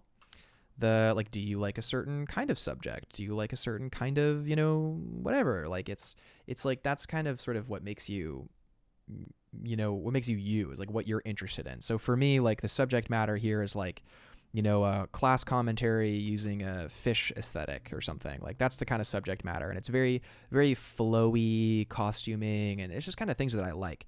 Did I invent it? Heck no, I didn't invent it, but I just like it. And the thing is that this way of working is definitely associated with kind of just what we would call like natural appeal. Like that's the term we would use these days, is like it's just appealing, this kind of like flowy shape language and design, and very much like reminiscent of some of my favorite art movements like Art Nouveau and like a lot of work done in the Renaissance and Golden Age of illustration, and like I love this kind of design and this kind of illustration, and then you have process, which is like, how are you bringing this into reality? So one way that things get brought into reality is kind of like just what we're doing now, which is like rendering things out. So I did a big portion of like how to sketch, like how to draw in my last class. And again, it was like surprisingly important for people to learn. People actually don't know how things are made up through drawing, but it's like, we're essentially representing either light, like, or just kind of like objects via, we're either doing like light or objects via, whoa, why is this doing that? Yeah. So we're representing light in some ways. So how we're doing that is, for instance, in the mouth, you're doing the creases of the mouth. So light can't really get there, so it looks like a line. But then on the outside, when we're defining, for instance, this edge against the white background, that's not representing light. That's representing like a shape, right? So the silhouette of an actual object. And then you have the actual edge of the object, which is like here, and we're doing that through lines. So like that's kind of how we draw, and then we represent things through color, and we show light in certain ways, and then we're getting into stylization. So the original question, where do you draw the line at taking inspiration and also like stealing and copying? Well, if I went down to what I tucked away earlier, which is this drawing by Ian McCaig, who's my personal kind of art hero in terms of mindset, I would say. He's like definitely a hero of mine for sure. When we look at this, what we really see is just excellent draftsmanship, right? So there's a looseness about the sketch that is very appealing, a lot of rhythmic lines, but again, communicating light, edge, shape, like all of those things that we just spoke about, they're communicating here. But if I were to draw in this exact same style, no one would think that I'm stealing someone's style. And that's because this has been done so many times. It's kind of impossible to say that it's stealing, because this is just like the most classic, straightforward way of like representing a figurative subject, is to just sketch it out with lines in this way. So then, we get into the more specific things where style becomes more bold and like clear. So for instance, like even with something like this kind of subject that I'm working on here, if someone were to draw and then paint this out in the same way, like a different subject in the same way, like this is kind of an established style that people know. This isn't 100% unique to me, this kind of way of working, because this is just a very appealing way of putting stuff down. It's like I'm using lines, I'm using values, I'm rendering the light. That's kind of all I'm doing, and it's like, again, if someone did a different subject with different subject matter and did this, then it's like, okay, like it would just be another drawing done in this style. But then if someone were to come along and start doing like a world that's all about fish, and they started putting all the elite characters in fish hats. That is a level of specificity to me, at least, like of what goes on in my head and my creation. Like, I would start to raise an eyebrow, for instance, like if I started seeing like my exact project. And that's the thing, then it becomes like a project. Then you're kind of like, it's not that you're stealing someone's work, it's like you're literally just doing their project. It's not of you. It didn't come from your imagination or who you are. It's not like the sum total of who you are. It's like you're mimicking the sum total of someone else. And specifically, it's related to subject matter. So I'll give you an example of, one that comes up for me at least a little bit, which is, let me see. Oh yeah. So here's one artist. This artist is called Sanguine, and I'll show you their work, which is very skillful and very powerful, I think. I like their work a lot. They do a lot of subjects where it's kind of these sort of grandish, I think I can better find it in a different, let me see. Probably through ArtStation, I would assume. Yeah, here we go. I think. Yeah, here we go.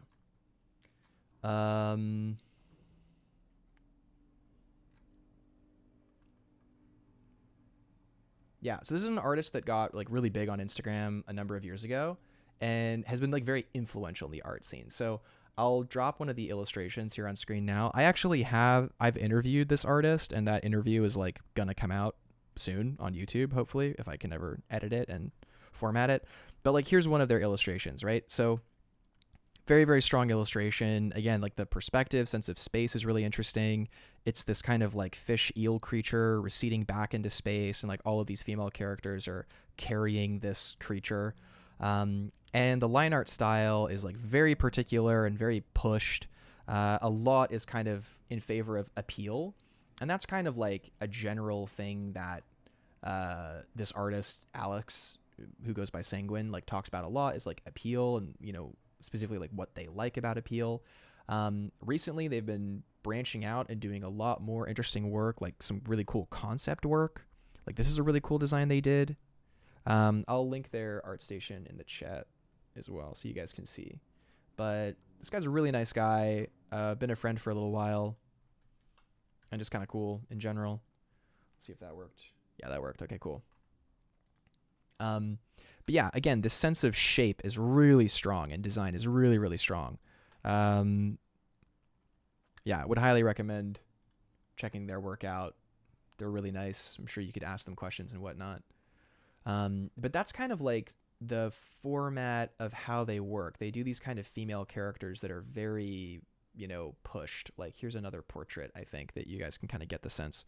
So this artist came about, and their work was pretty, and again, you can't say that this is 100% unique. Like they're building on the foundation of other like very whimsical artists in the past, and they're building on the kind of work of other people. So it's like even they know that they're influenced by primarily artists, and they're just kind of doing art, and because they like art and they're inspired by certain artists and whatnot. So like they know that they are also a product of influence, obviously. But there is a certain like kind of time where I'll also show this one too. This one's kind of cool. Yeah. And a lot of illustrations where there's like a lot of particular like female subjects on screen. So like there's like a lot of kind of female characters doing something very kind of like tapestry-esque. I would show more, but unfortunately a lot of them have like material that I can't show on YouTube, so I can't 100% show. But let me see if I can show one here. All right, I can show about up to here, I think. Yeah.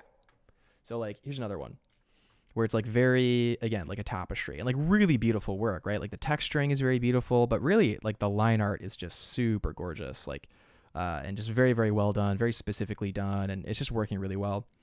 So Then shortly after this artist kind of popped off, there was another one which I guess I won't name, I suppose. I don't know. I don't think it really matters. Oh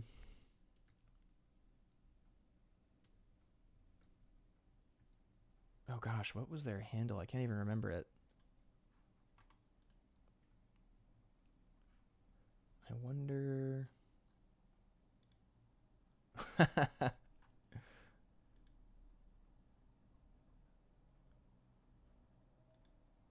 Let's see. There we go. Okay. Yeah, so I won't say who, but there was another artist that came about that started posting work that was like almost like a one-to-one kind of copy, I guess. Like I'll throw this on screen. So yeah, so then someone started post, and the thing is that like they like were talking with like Alex, the artist who I was talking about before. They were talking with them like a lot about their work, and they were in like their Patreon and like all of this stuff. And like, I mean, I'm sure some of you actually follow this artist, I'm sure. But like all of a sudden they started doing these compositions that had this very diffused coloring style, and the line art is very particular, and like it starts to look pretty much exactly like, you know, Sanguine, Alex's art.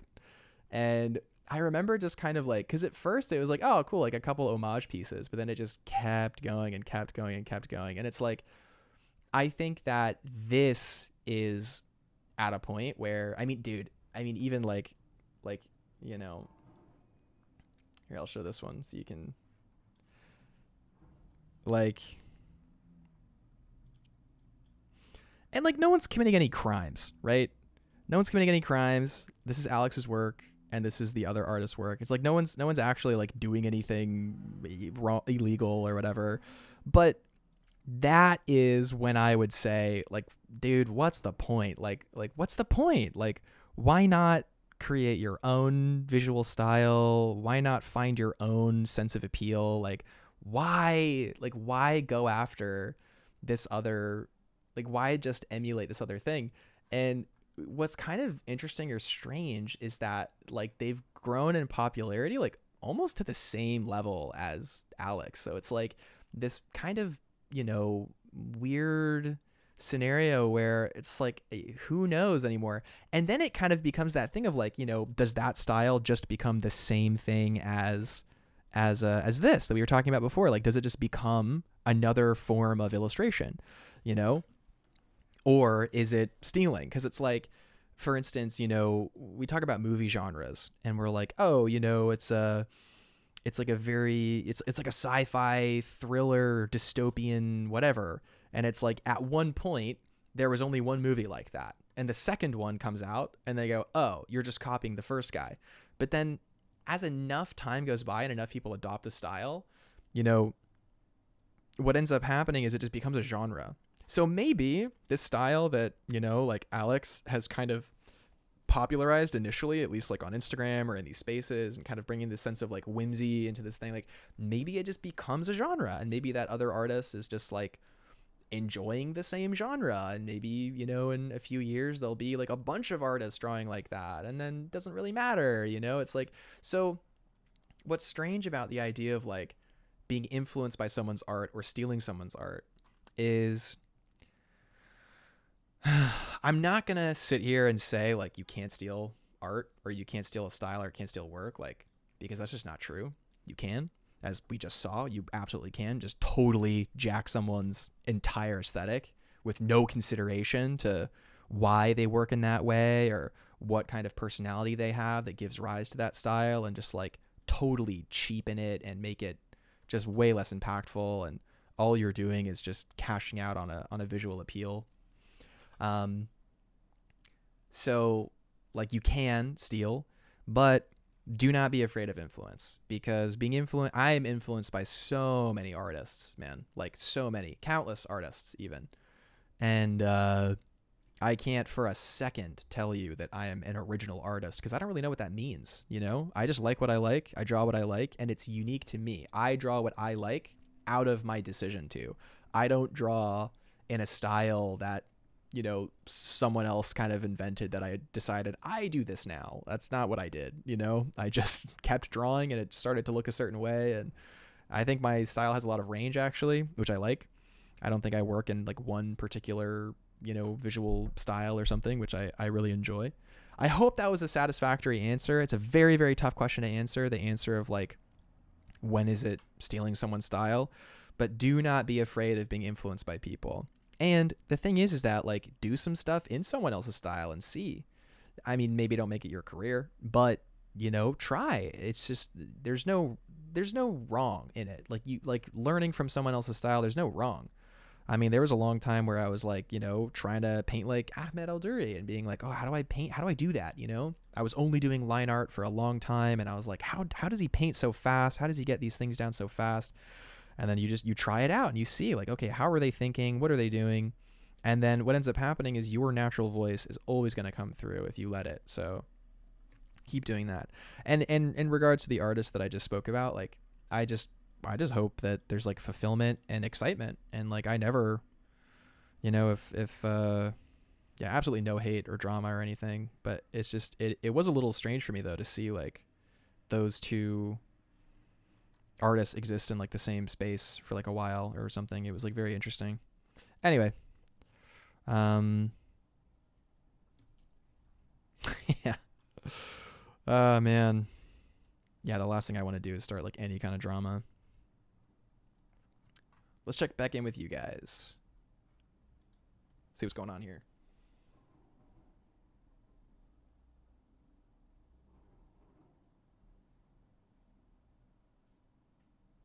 Oh, dude, Corey's got the illness. That's so unfortunate, man. Dude, sending you good vibes for real.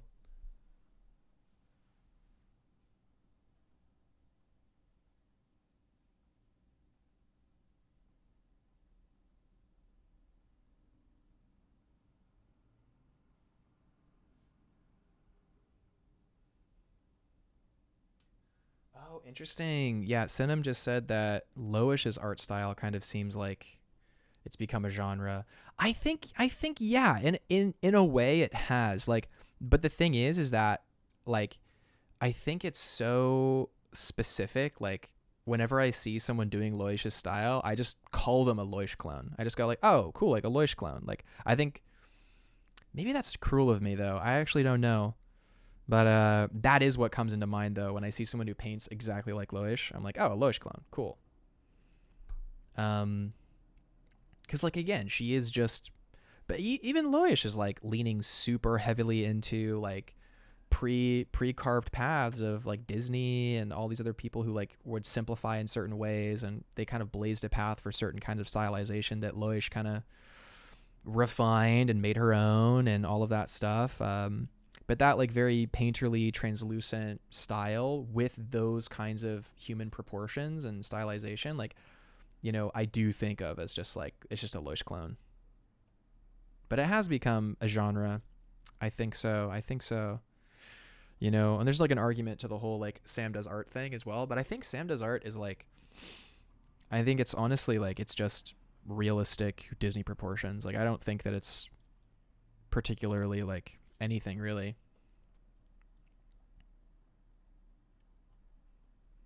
It's just realistic dramatic lighting on hyper stylized faces, which is allowed. That's allowed, man. Yeah, and chill guy. I met him during Lightbox. Super chill.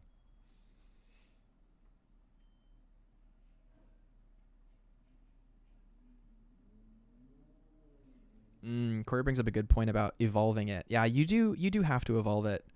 But sometimes a style, like at least in Sanguine's case, like the artist I mentioned earlier, like Alex, he goes by Sanguine, but his name is Alex. Um, the thing about him though is like I feel like that style is sort of like the end of like a long math problem. Like you have a long math problem, all these influences, like if you do like long division and you eventually get to the number, you get to the answer. And I feel like his style is like one of those answers. And I think certain styles are like that. Like for instance, like Mobius's style is very much like that. It's like very simple, defined line art, with watercolor style coloring and like simple proportions, and like it's like, yeah, I feel like certain styles are kind of like the end point, and to copy those styles feels like you're not really innovating. Whereas when you're painting, there's like always a kind of way to push it. Like maybe you're painting in kind of a more classic style, but you know, you're pushing the lighting in a certain way, or trying something new, or you know, if you're working with line art, like maybe you use like hatching in an innovative and interesting way. But the original question of like when to know when it's influence and when you're stealing, it's really hard to know. What I think is, I think that people are too hard on themselves for being influenced, because being influenced is good. None of us would be making art if we didn't have any influence at all. You need some kind of influence in order to make art. So I think people are too hard on themselves. Like they think that they're not allowed to try things because it would be, oh, I don't want to copy someone's style or whatever. But I do think that it can happen that you steal someone's style. And that's just the only thing I would say about that is it's not fun. It's not why I became an artist. I didn't become an artist so I could just skip the very rewarding stage of discovering what I like, discovering what I really care about. I don't understand how someone could give that up. How could you give that up and just be complacent and do someone else's style? Like, for what? You know what I mean? For like Instagram following? Dude, that's such an L, bro. That's such an L. Are you kidding me? You know, you give up your opportunity to discover something truly novel about yourself and the work that you do in this one life you have on Earth. For what? For like some very short-term clout? Because like everyone forgets the clones eventually, you know? It's like a fad in the moment and then it's gone.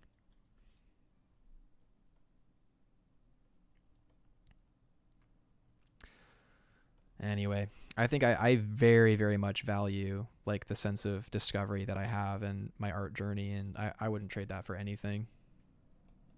I think it's the coolest part about being an artist is like you can collaborate and learn and figure things out, and like what's cooler than that, man? Not much, to be honest.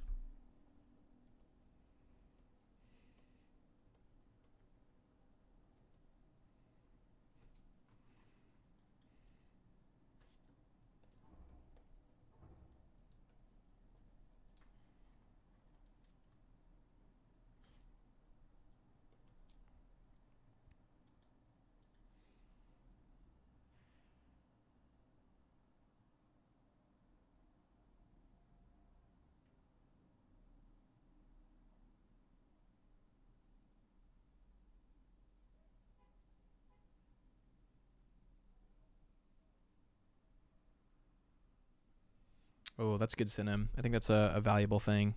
Yeah, to kind of recognize when to recognize when someone is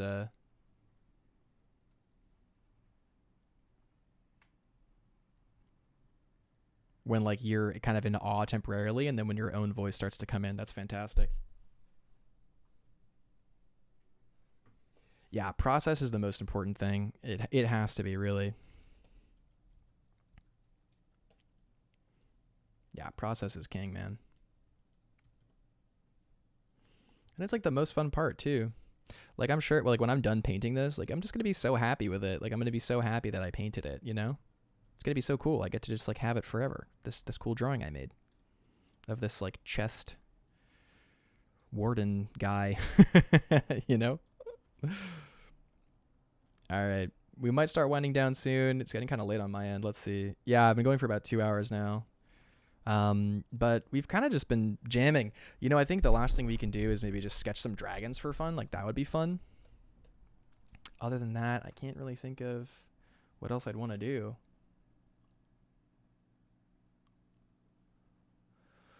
Let's see if I can reset this here. Ah, there we go. Nice. Psychella says, I've seen that happen, unfortunately, and the funny thing is the original artist continued to push their art while the other person stayed making the same art they used to. Yeah, that's another thing is like, you know, man, like there's kind of, this is a danger of all things, but like sometimes there's like a danger in certain kind of like self-help books, I guess, or like even learning art, like there's a danger, because when you know about something, sometimes you feel like you have access to that thing. But let's say you have an idea and the idea is like very valuable, but it's trapped in like a glass box, essentially. So the idea is this like ephemeral thing that exists and it's like really cool, and you learn about the thing. Like you learn about it via some kind of educational thing or something. Like let's say you learn that like in order to improve drawing, you need to draw a lot. Like you need to draw a lot, get a lot of mileage so that your hand kind of obeys your impulse and you can kind of get on track with your learning. Like you learn that idea, which is like a very intense kind of like, basic idea, which is that you are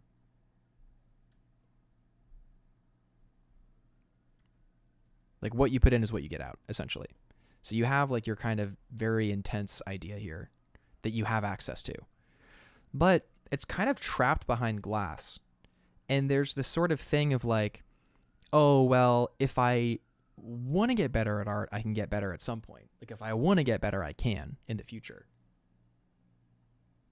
Like, oh, I can eventually do this. I can't, like, I know if I practice, I'll get better at drawing. So I can always practice to get better later, and there's that kind of idea. And it's kind of a dangerous idea because then you sort of have this thing of like, you understand that you have the potential to have like a certain level of art, and the only thing separating you from that thing is like hard work and practice. And you can kind of say like, oh, well, once I do that, I'll get there. So I'm kind of already there because I know how to get there. And this is true of many, many things. But what can happen is you don't end up doing that thing almost because you know you can do it later. It's like this kind of weird thing of like, well, I can practice later and I can get really good at this later, so I'll just do it later. And you never actually end up sitting down and doing the things that are really hard. Like for me, that was like painting for a while. I was like, I know I can get good at painting in the future, so I'll just do it in the future because like I'm not super keen on painting right now, and like it's not one of my goals, and like I don't really care about painting that much. And just like I think years went by without me actually really learning how to paint until only really honestly a couple of years ago, when I put in the work to like learn a lot of stuff. Like I really put in the work to figure it out. Like how do I get good at painting? And just like a lot of it was just painting and making a lot of bad paintings. It was really hard. And and then the outcome was kind of like when I actually started painting and I started to actually get good at it, you kind of click into sort of like a really good vibe where you're proud of yourself and you're stoked and you're happy and you're on track. So how does this relate to the prior concept? Well, the reason I brought this up is because if you perfectly replicate someone's style and you just like imitate it and you kind of get used to it, it's like you never have access to like the true wisdom and the efforts that developed into that thing, which means you can't continue on the path. Like you're kind of stuck in one zone because you've taken this one thing and you've kind of learned to replicate it, but you can never actually move on to like a new area or a new place because you don't have everything that got that person to that moment. So again, influence is fine. If this thing influences you on your path, that's okay. But, seeking to understand someone's style and trying it out is very different than just blatant replication. So, I mean, sometimes it's even confusing. Like when people are like, I love your style. Sometimes it's hard for me because I'm like, it's hard sometimes when, and a lot of artists say this, like, sometimes I don't really feel like I have a style, to be honest. Like it doesn't feel super clear to me like what my quote style even really is, to be honest. It can be very confusing sometimes. Because for me, I'm just kind of drawing and I draw so many different things. It's hard to pinpoint what quote my style even is at this point in my kind of career. But just know that continued effort will lead to continued improvement, and not to slow down and not to kind of go like, oh, I can do it later. I can do that. I can do this. Like just get after it, man. Get after it every day. Like your future self will thank you, because if your goal is to get to like, you know, like a mid-professional skill level, you're going to take a long time getting there. It'll take you a long time to get there because you're going to meander and blah, blah, blah, blah, and you'll eventually get there. But if you have the goal of like, I will become one of the greats, like I will become one of the greats, then you're just going to blaze right past that mid-professional level. You're going to blaze right past it to get to this final goal, which is what you want to do. You want that unattainable goal. You kind of need it, to be honest. Otherwise, like, what's the point in what we're doing?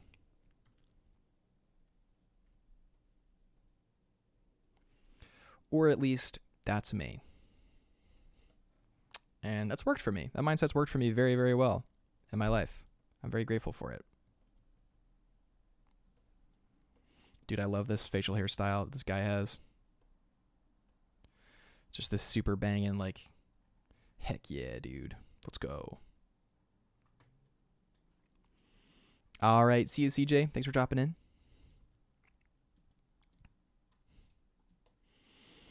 Yeah, dropping the hard questions today. All right. Let's pull some of these values in for the key gun, which I don't think I'm going to render out, really. I think it looks fine as kind of a silhouette kind of vibe. I think it looks cool, kind of just as mostly a silhouette. So just add a couple highlights on there, nothing too crazy. Maybe a couple white highlights, like maybe just little speculars here and there. But again, nothing too crazy.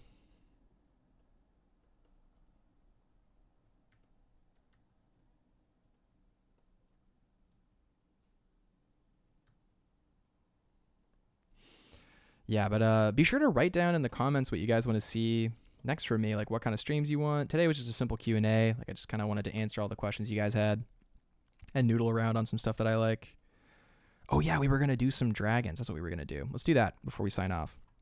Take a break from this warden character. Man, I love dragons so much. Dragons are so cool. I think I'll use my modified HB brush, which I like a lot.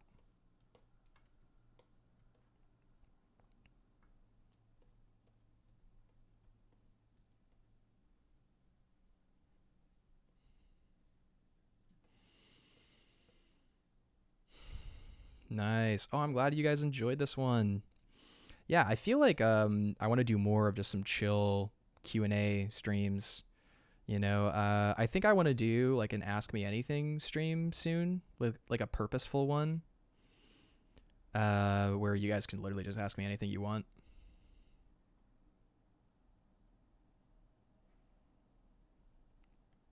We'll see. We'll see how that goes, if that goes.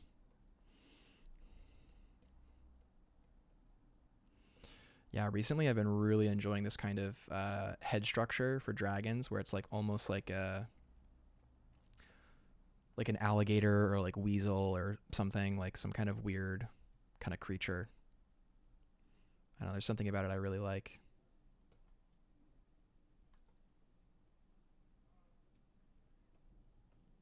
Oh, nice. Oh yeah, if you guys join the Patreon and join the Discord server, you get the beta version of my brush pack, which I don't know when it's ever coming out, man, but hopefully soon-ish. But you can try out my brush pack if you want.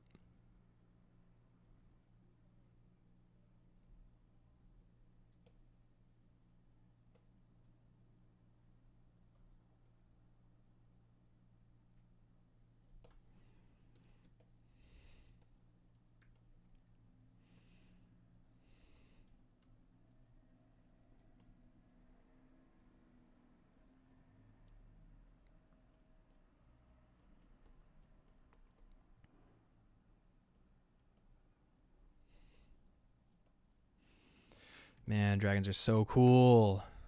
They're so cool. I drew a lot of dragons when I was younger.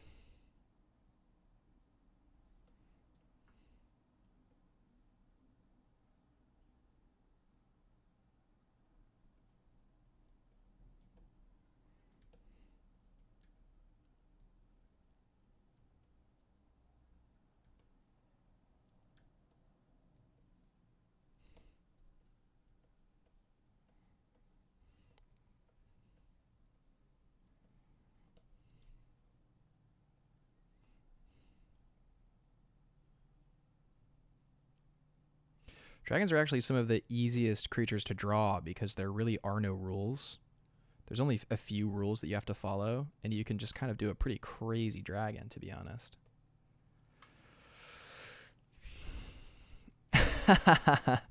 Tess says you might get GTA 6 before my brush back. Dude, honestly, maybe. Maybe.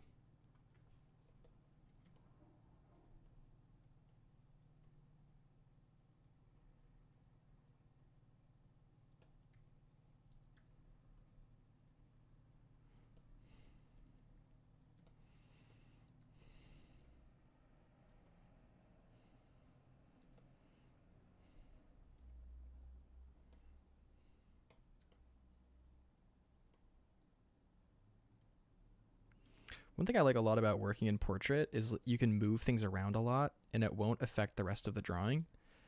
And this is kind of an outcome of having a very direct perspective that doesn't affect like the rate of change or force perspective or of certain objects or certain things. So like working in portrait view for creature design is like a really efficient way of doing it, because you can make changes and it won't, like, you don't have to like redraw things per se in like certain ways, which takes up more time than you think, having to redraw things. Like if I had to redraw those eyes, like if I did a 3/4 perspective instead, you know?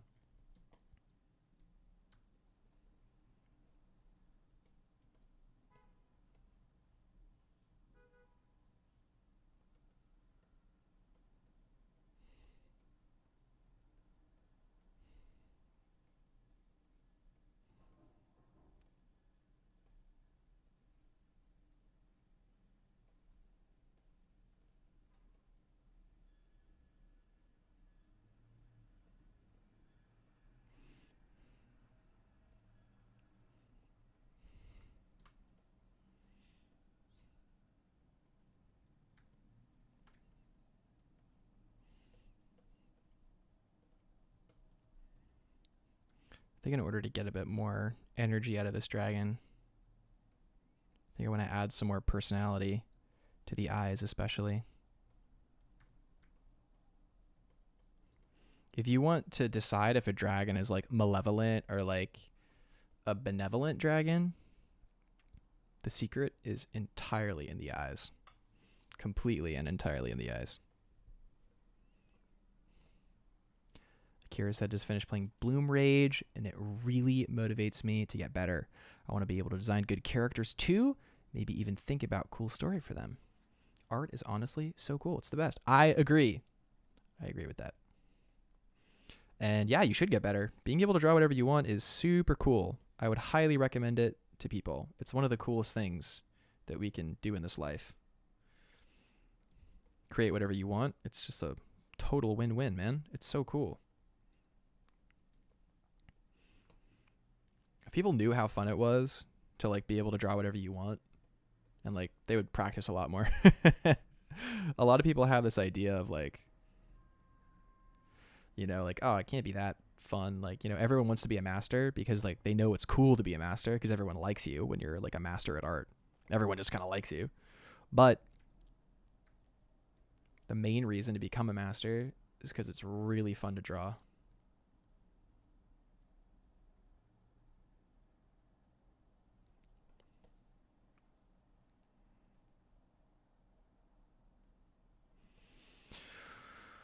Which I look forward to the day when I can call myself a master. One day.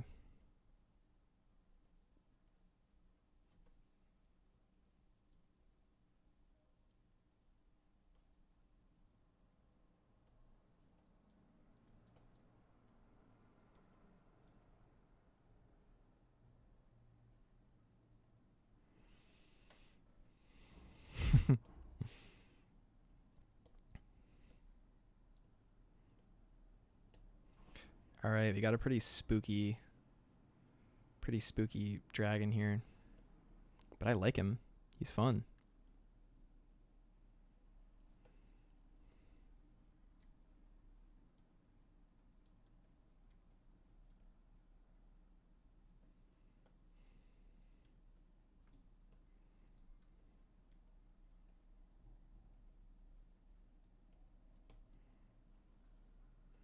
One of the best parts about drawing dragons is drawing the smoke coming out of their nostril.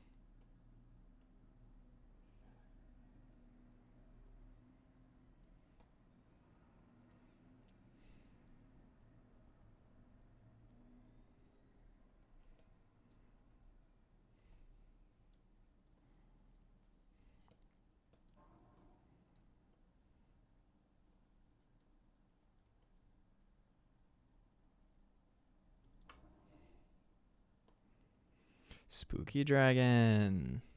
I love it.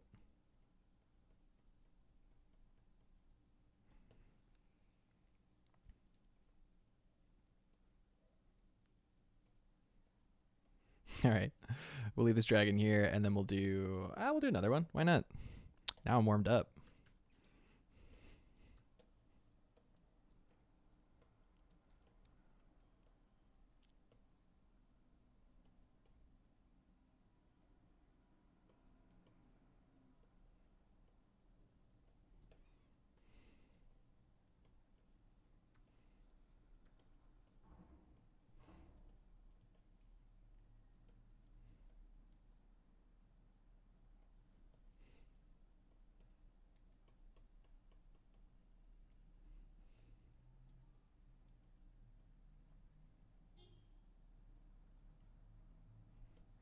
Heck yeah, man.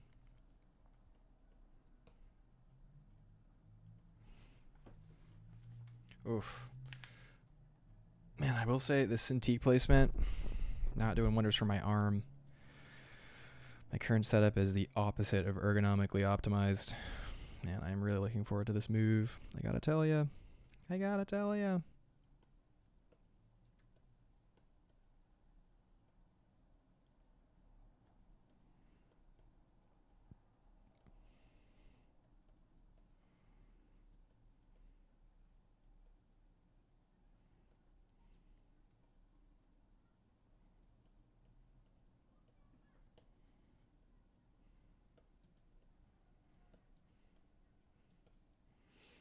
This time we don't have the luxury of working in portrait view. We have to make our lines count. We have to design well from the get-go.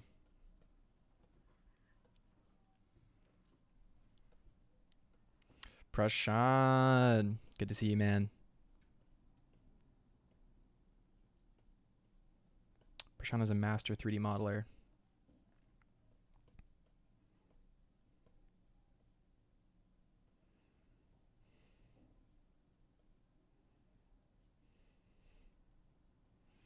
Prashant, you can actually thank Prashant. Prashant is one of the main reasons why I'm streaming. He was like, Gabriel, you should stream. You'd be really good at it. I was like, whoa. So you guys can thank Prashant.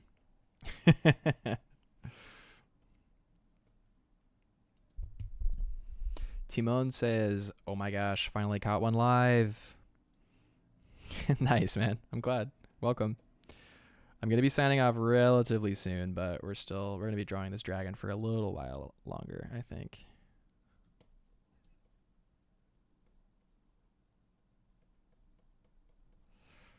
Yeah, this one I'm just kind of sketching out, just really for fun, to be honest.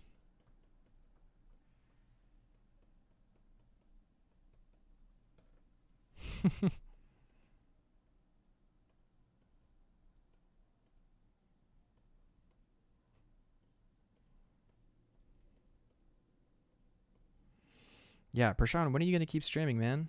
The world needs to learn Blender, and you're the man.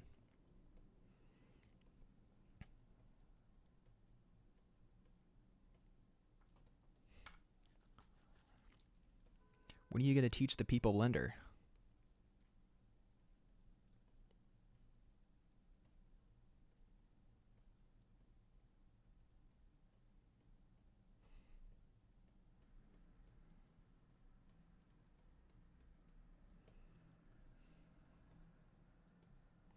Timon says, your stream's really awesome. I especially enjoyed the one about the style guide. Oh, dude, I'm so glad. Yeah, that one, I'm going to keep working on that style guide soon. I want to get it done before the month is over. So we'll see. We'll see how things go.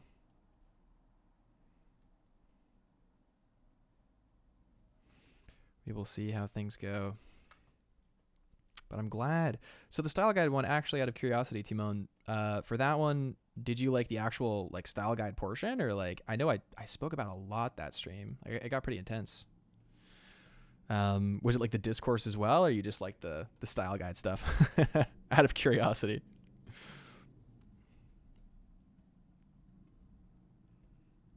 Yeah, that stream, I turned off the live and I sat there and I was like, gosh, was I too intense? I was like, oh man, was that one too intense? I don't know.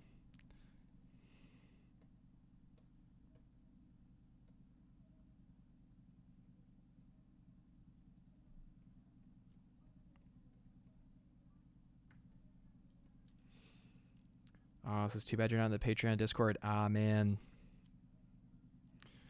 Yeah, it's pretty cool in there. I gotta say, I like it a lot.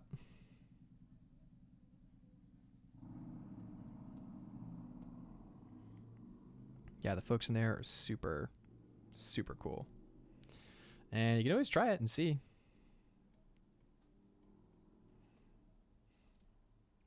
I enjoyed everything, even the beginning when you were just explaining stuff. Nice, man. I'm glad. Let's go.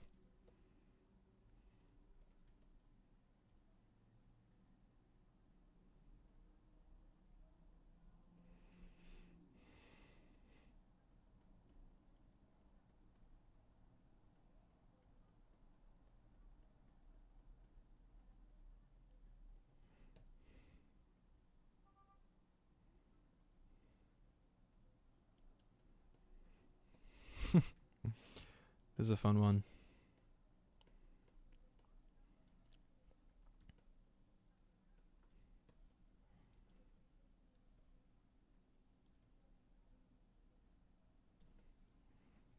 Yeah, sketching dragons is so cool.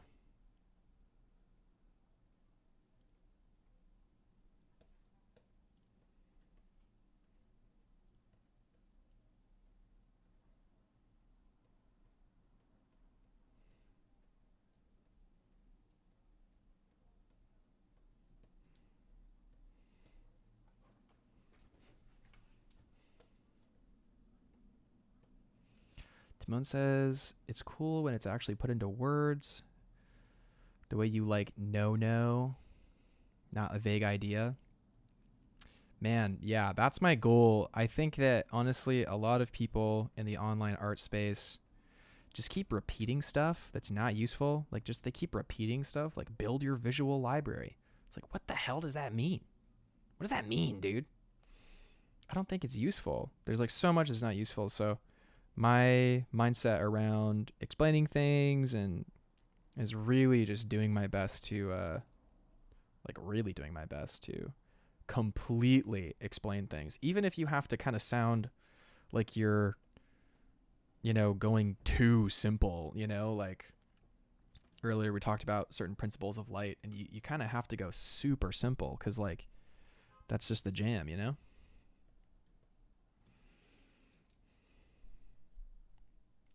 Oh, I just got a note from my sister. Nice. For Sean. Brad, John.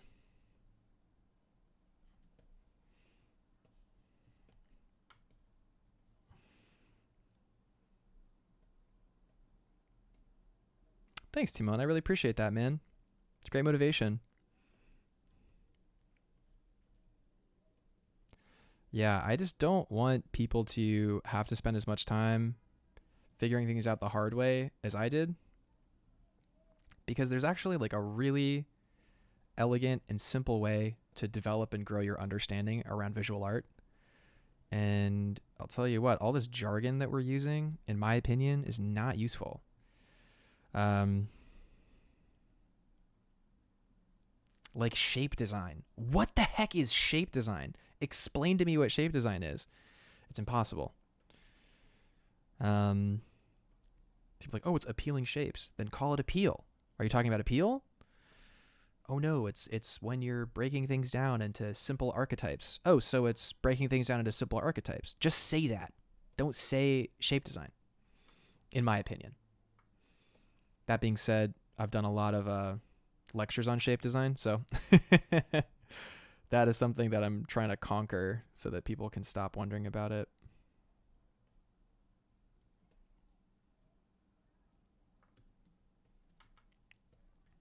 Spoon says, I wish I could participate in the mentorships, but it's expensive. I'm not a pro yet. Dude, I get it, man. I get it.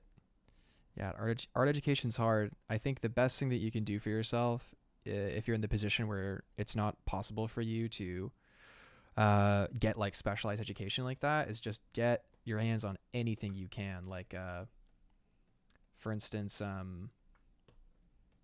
you know, when I was young and I was figuring it out, dude, I was on YouTube like 24/7, and I was watching all the videos from the people who had like no idea what they were talking about, like back in the day. Oh man, dude, it's gotten so much better. But even now, there's a lot of people on here who do not know what they're talking about, influencing people, and it really bothers me. But yeah, I think the best thing you can do is just fully engage your mind. Just kind of say like really, really fully engage your mind, because you got to think all of this stuff that we're talking about and all of the stuff that artists have learned, it's come from people. It hasn't come from some ethereal place. It's come from people. The words we use, the terms we use, the way we understand. So if people came to those conclusions and figured things out, you can too. It's totally within the realm of possibility for you to figure out what the other professionals have figured out in the past. So always seek to understand. That's my best advice I can give you, is always seek to understand. If you want to get better at shading, seek to understand light. If you actually understand light, you can draw it. AJ says hello. Hello, AJ. Nixon says, I think the worst defined term / jargon is fundamentals. Dude, I agree. I agree. I think like a better term is like foundational subjects or like foundational ideas. Like that's kind of sort of okay. Like, for instance, in order to draw an object, you have to understand that object is made up of form, you know? So form is like a fundamental. And when you're drawing an object in space, it's going to be in perspective, right? So fundamentals, in my opinion, is things that are there regardless of your decision. Like, the object is going to be in perspective, so that is a fundamental. You're drawing something, so it's going to be a form. And usually, if you add in, you know, some kind of implication of form, you're probably also defining light in some way. So then you have light and shadow, right? And odds are you're also engaging with color. And color and light, you can just connect those things inseparably. Color and light are inseparably connected, but they're taught fragmented. So people think that you can understand color and then you can understand light, but you need an understanding of light to fully understand color. So there's that. Those are important. Understanding your values of light and dark are very important. But then again, values of light and dark is also related to light and also related to perspective as well. So everything's connected. You can't ever learn any one of the fundamentals in isolation. You can understand key elements of those fundamentals with key specific examples. But then a big problem people have is then they go, oh, I learned to draw a box in 2-point perspective. Now I understand perspective. It's like, no, you do not understand perspective. You know how to draw a box in 2-point perspective. That is not understanding perspective, in my opinion. So, yeah, jargon is rough.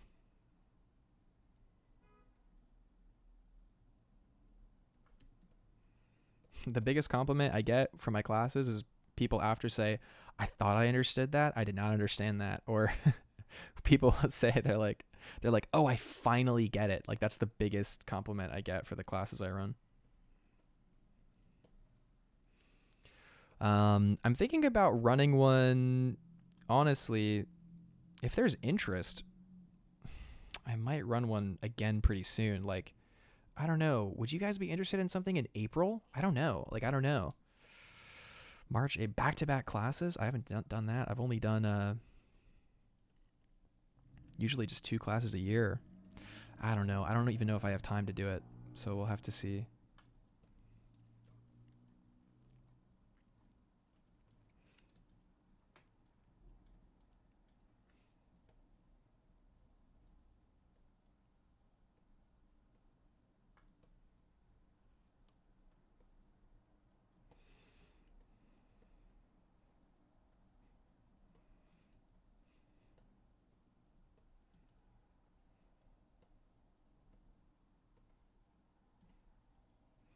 Man, this dragon's pretty cool, I gotta say. I like the head a lot. I think the only thing it's missing is like some super sick, like super cool horns.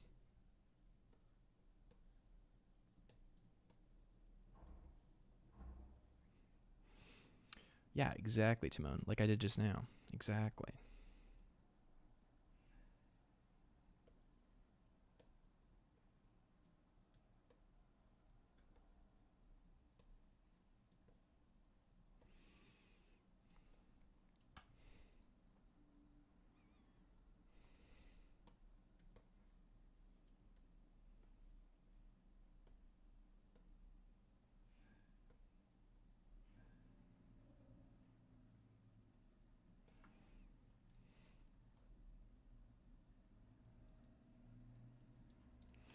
Man, one of the best ways to check your perspective is just to flip canvas. Flipping canvas, it removes the quote right side bias that you might have, and it'll actually allow you to check and see if things are correct, which is super helpful.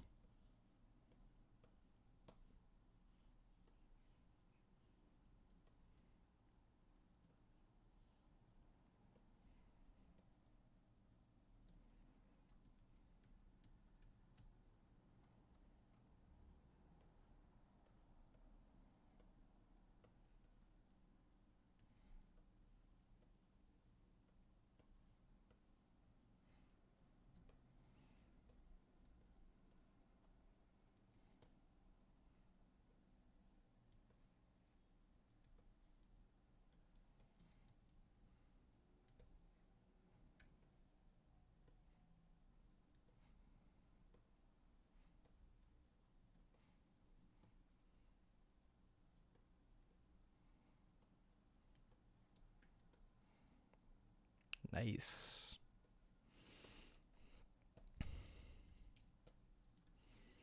All right, cool. You know what I might do? Oh, you know what would be fun to do in April? A dragon design workshop, like a weekend long dragon design workshop. That would be so much fun. Wait, that would be so sick. Would you guys be interested in that? Okay, if you're interested, if you're watching this VOD and you're interested, like write in the comments, like let me know, or like write to me or something. Let me know if you guys are interested in a weekend long dragon design workshop in April.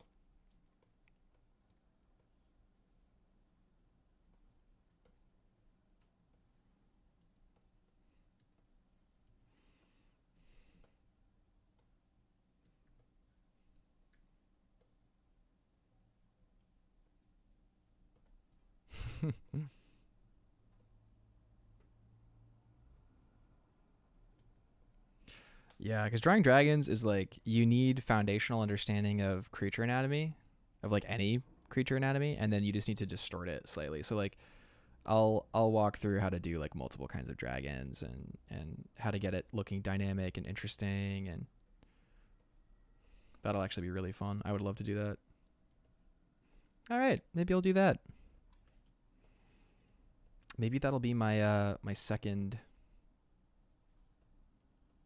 self-study class. Maybe I'll do perspective for character design, and then I'll do a dragon design class, a dragon design workshop.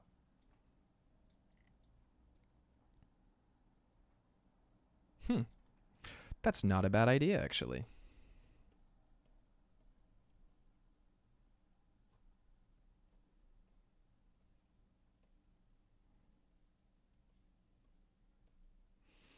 Because I always forget that like I actually can draw dragons. Like I always forget that's just like a skill I have. I think it's because I earned it a long time ago. I have recency bias against myself, and I like don't think it's impressive that I can just draw dragons. But it is actually like really hard to do and really interesting. So that's actually that's an interesting idea. Man, I love streaming so much. It's so cool. Like having these ideas with you guys live. It's like so cool.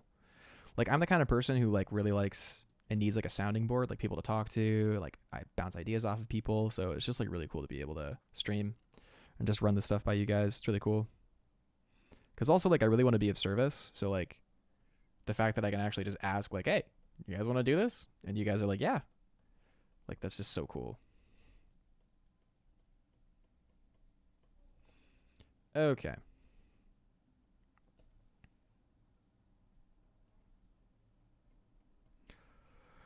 I think this is about as far as I personally want to go with this dragon, I guess. I could keep working on it as sort of forever, I suppose. I could keep pushing things and rendering things, but I think for now I'll leave it here. So we did do some sketching in the end.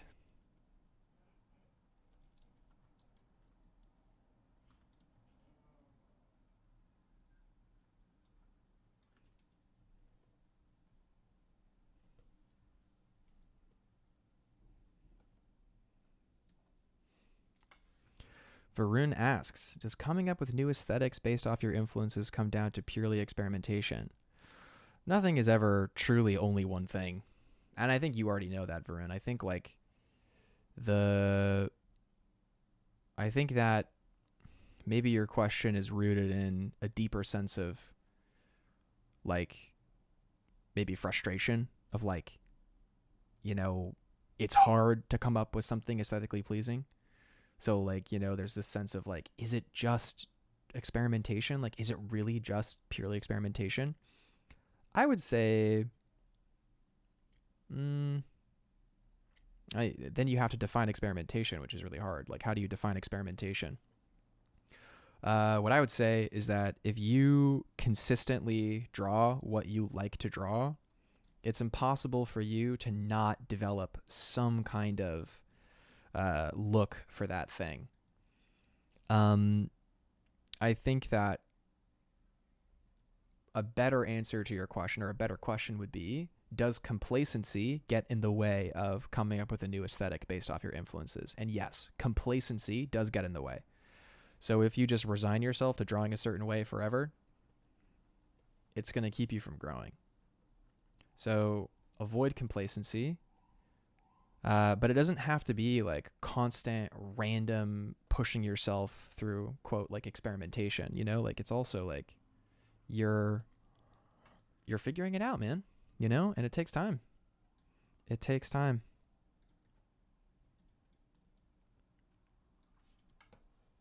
That's what I'd say to that. All right, guys. We've been going for like over 2 hours now. We're coming on to 2 hours and 40 minutes. Wow, this stream went way over time. Thank you guys for watching. Guys, we're so close to 9,000 subscribers. We're so close.